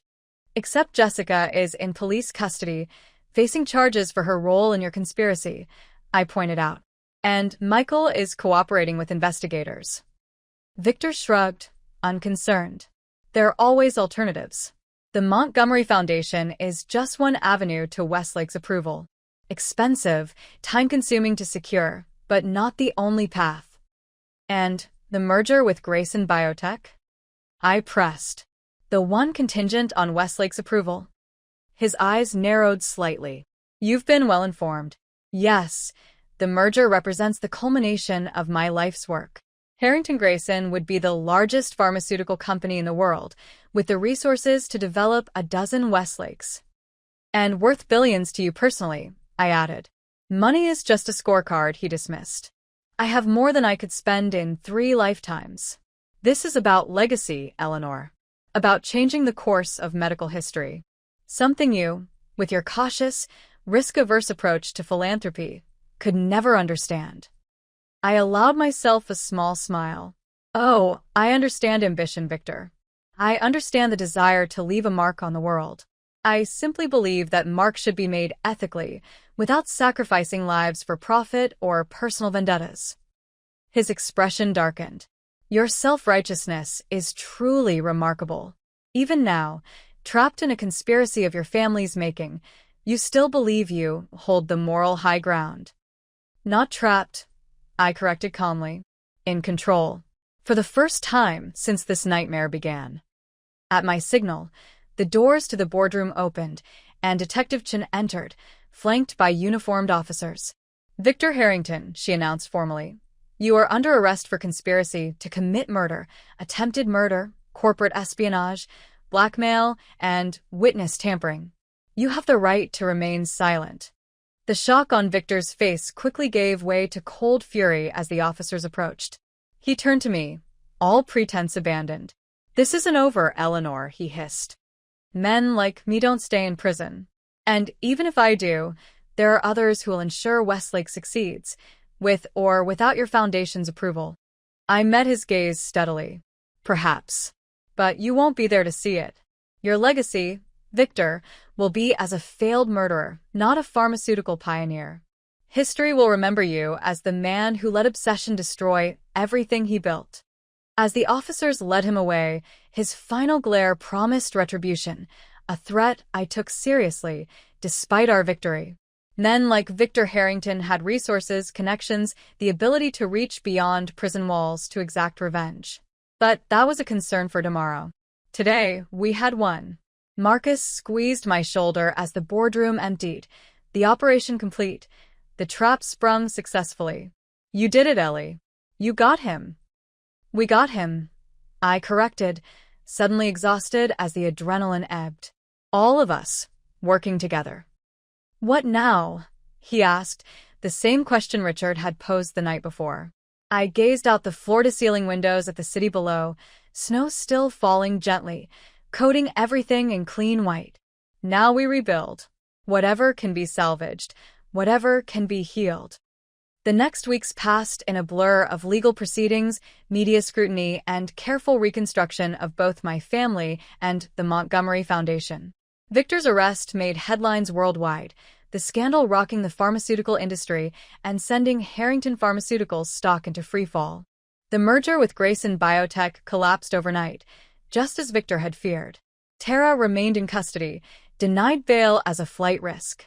Her confession, combined with the recorded evidence from the boathouse and Victor's own incriminating statements at the board meeting, ensured that both would face lengthy prison sentences. Jessica's case was more complicated. As part of a plea agreement, she provided extensive testimony against Victor and Tara, detailing every aspect of the conspiracy. In exchange, the most serious charges against her were reduced. She would still serve time, 18 months in a minimum security facility, but would avoid the decades-long sentence she might otherwise have faced. Michael, whose role had been more peripheral and who had been shot in the chaos, received probation and community service. His law license was suspended for 2 years, a significant professional setback, but not a permanent one. Vanessa Winters, who had been little more than a pawn in the larger game, was charged with making false statements to police, but avoided jail time. I heard she had moved to Arizona, eager to escape the scandal and start fresh. And Richard? That was the most complex situation of all. His affair with Vanessa, his entanglement with Tara, his failure to protect me when I needed him most. These betrayals had fractured our 41-year marriage beyond simple repair. And yet, his actions during the final confrontation with Tara and Victor had demonstrated that some core of decency, of love perhaps, remained. After much reflection, many difficult conversations, and several sessions with a therapist who specialized in trauma and betrayal, we reached an unconventional arrangement. We would remain legally married, continue to present a united front for the foundation and in public, but live separately, each with the freedom to forge our own paths forward. Not quite marriage, not quite divorce, as Richard put it with a sad smile. Something in between. Something honest, I added, perhaps for the first time in years. 3 months after Victor's arrest, I stood alone in the mansion on Bellamy Lane, surrounded by boxes and bubble wrap as professional movers carefully packed the artwork and antiques I had selected to take to my new home, a sleek, modern apartment overlooking the harbor, as different from the old Montgomery estate as possible. Richard would keep the mansion, maintaining the family's social presence while I stepped back, focusing on the foundation's work rather than its public image. As I supervised the packing of my grandmother's china, my phone rang. Marcus, with news I had been both expecting and dreading. "It's done, Ellie," he said without preamble. The Foundation Board just voted unanimously to approve the independent review of Westlake. I sank into a nearby chair, emotion washing over me. "And the review confirmed most of our original concerns," he continued. "But it also found potential merit in a modified version of the drug, one with additional safeguards, more rigorous testing protocols, and specific limitations on eligible patients." "So we were both right," I said softly. "Victor and I." "In different ways, yes. The board is recommending conditional approval of the modified Westlake project, with the foundation maintaining oversight to ensure ethical compliance." It was a bittersweet vindication. The project that had nearly cost me my life, that had torn my family apart, that had consumed Victor Harrington to the point of madness, would proceed, but on my terms, with safeguards that might have saved Tara's mother had they been in place 15 years ago. "Thank you, Marcus," I said finally, "for everything. I couldn't have survived this without you." "You would have found a way," he replied with characteristic loyalty.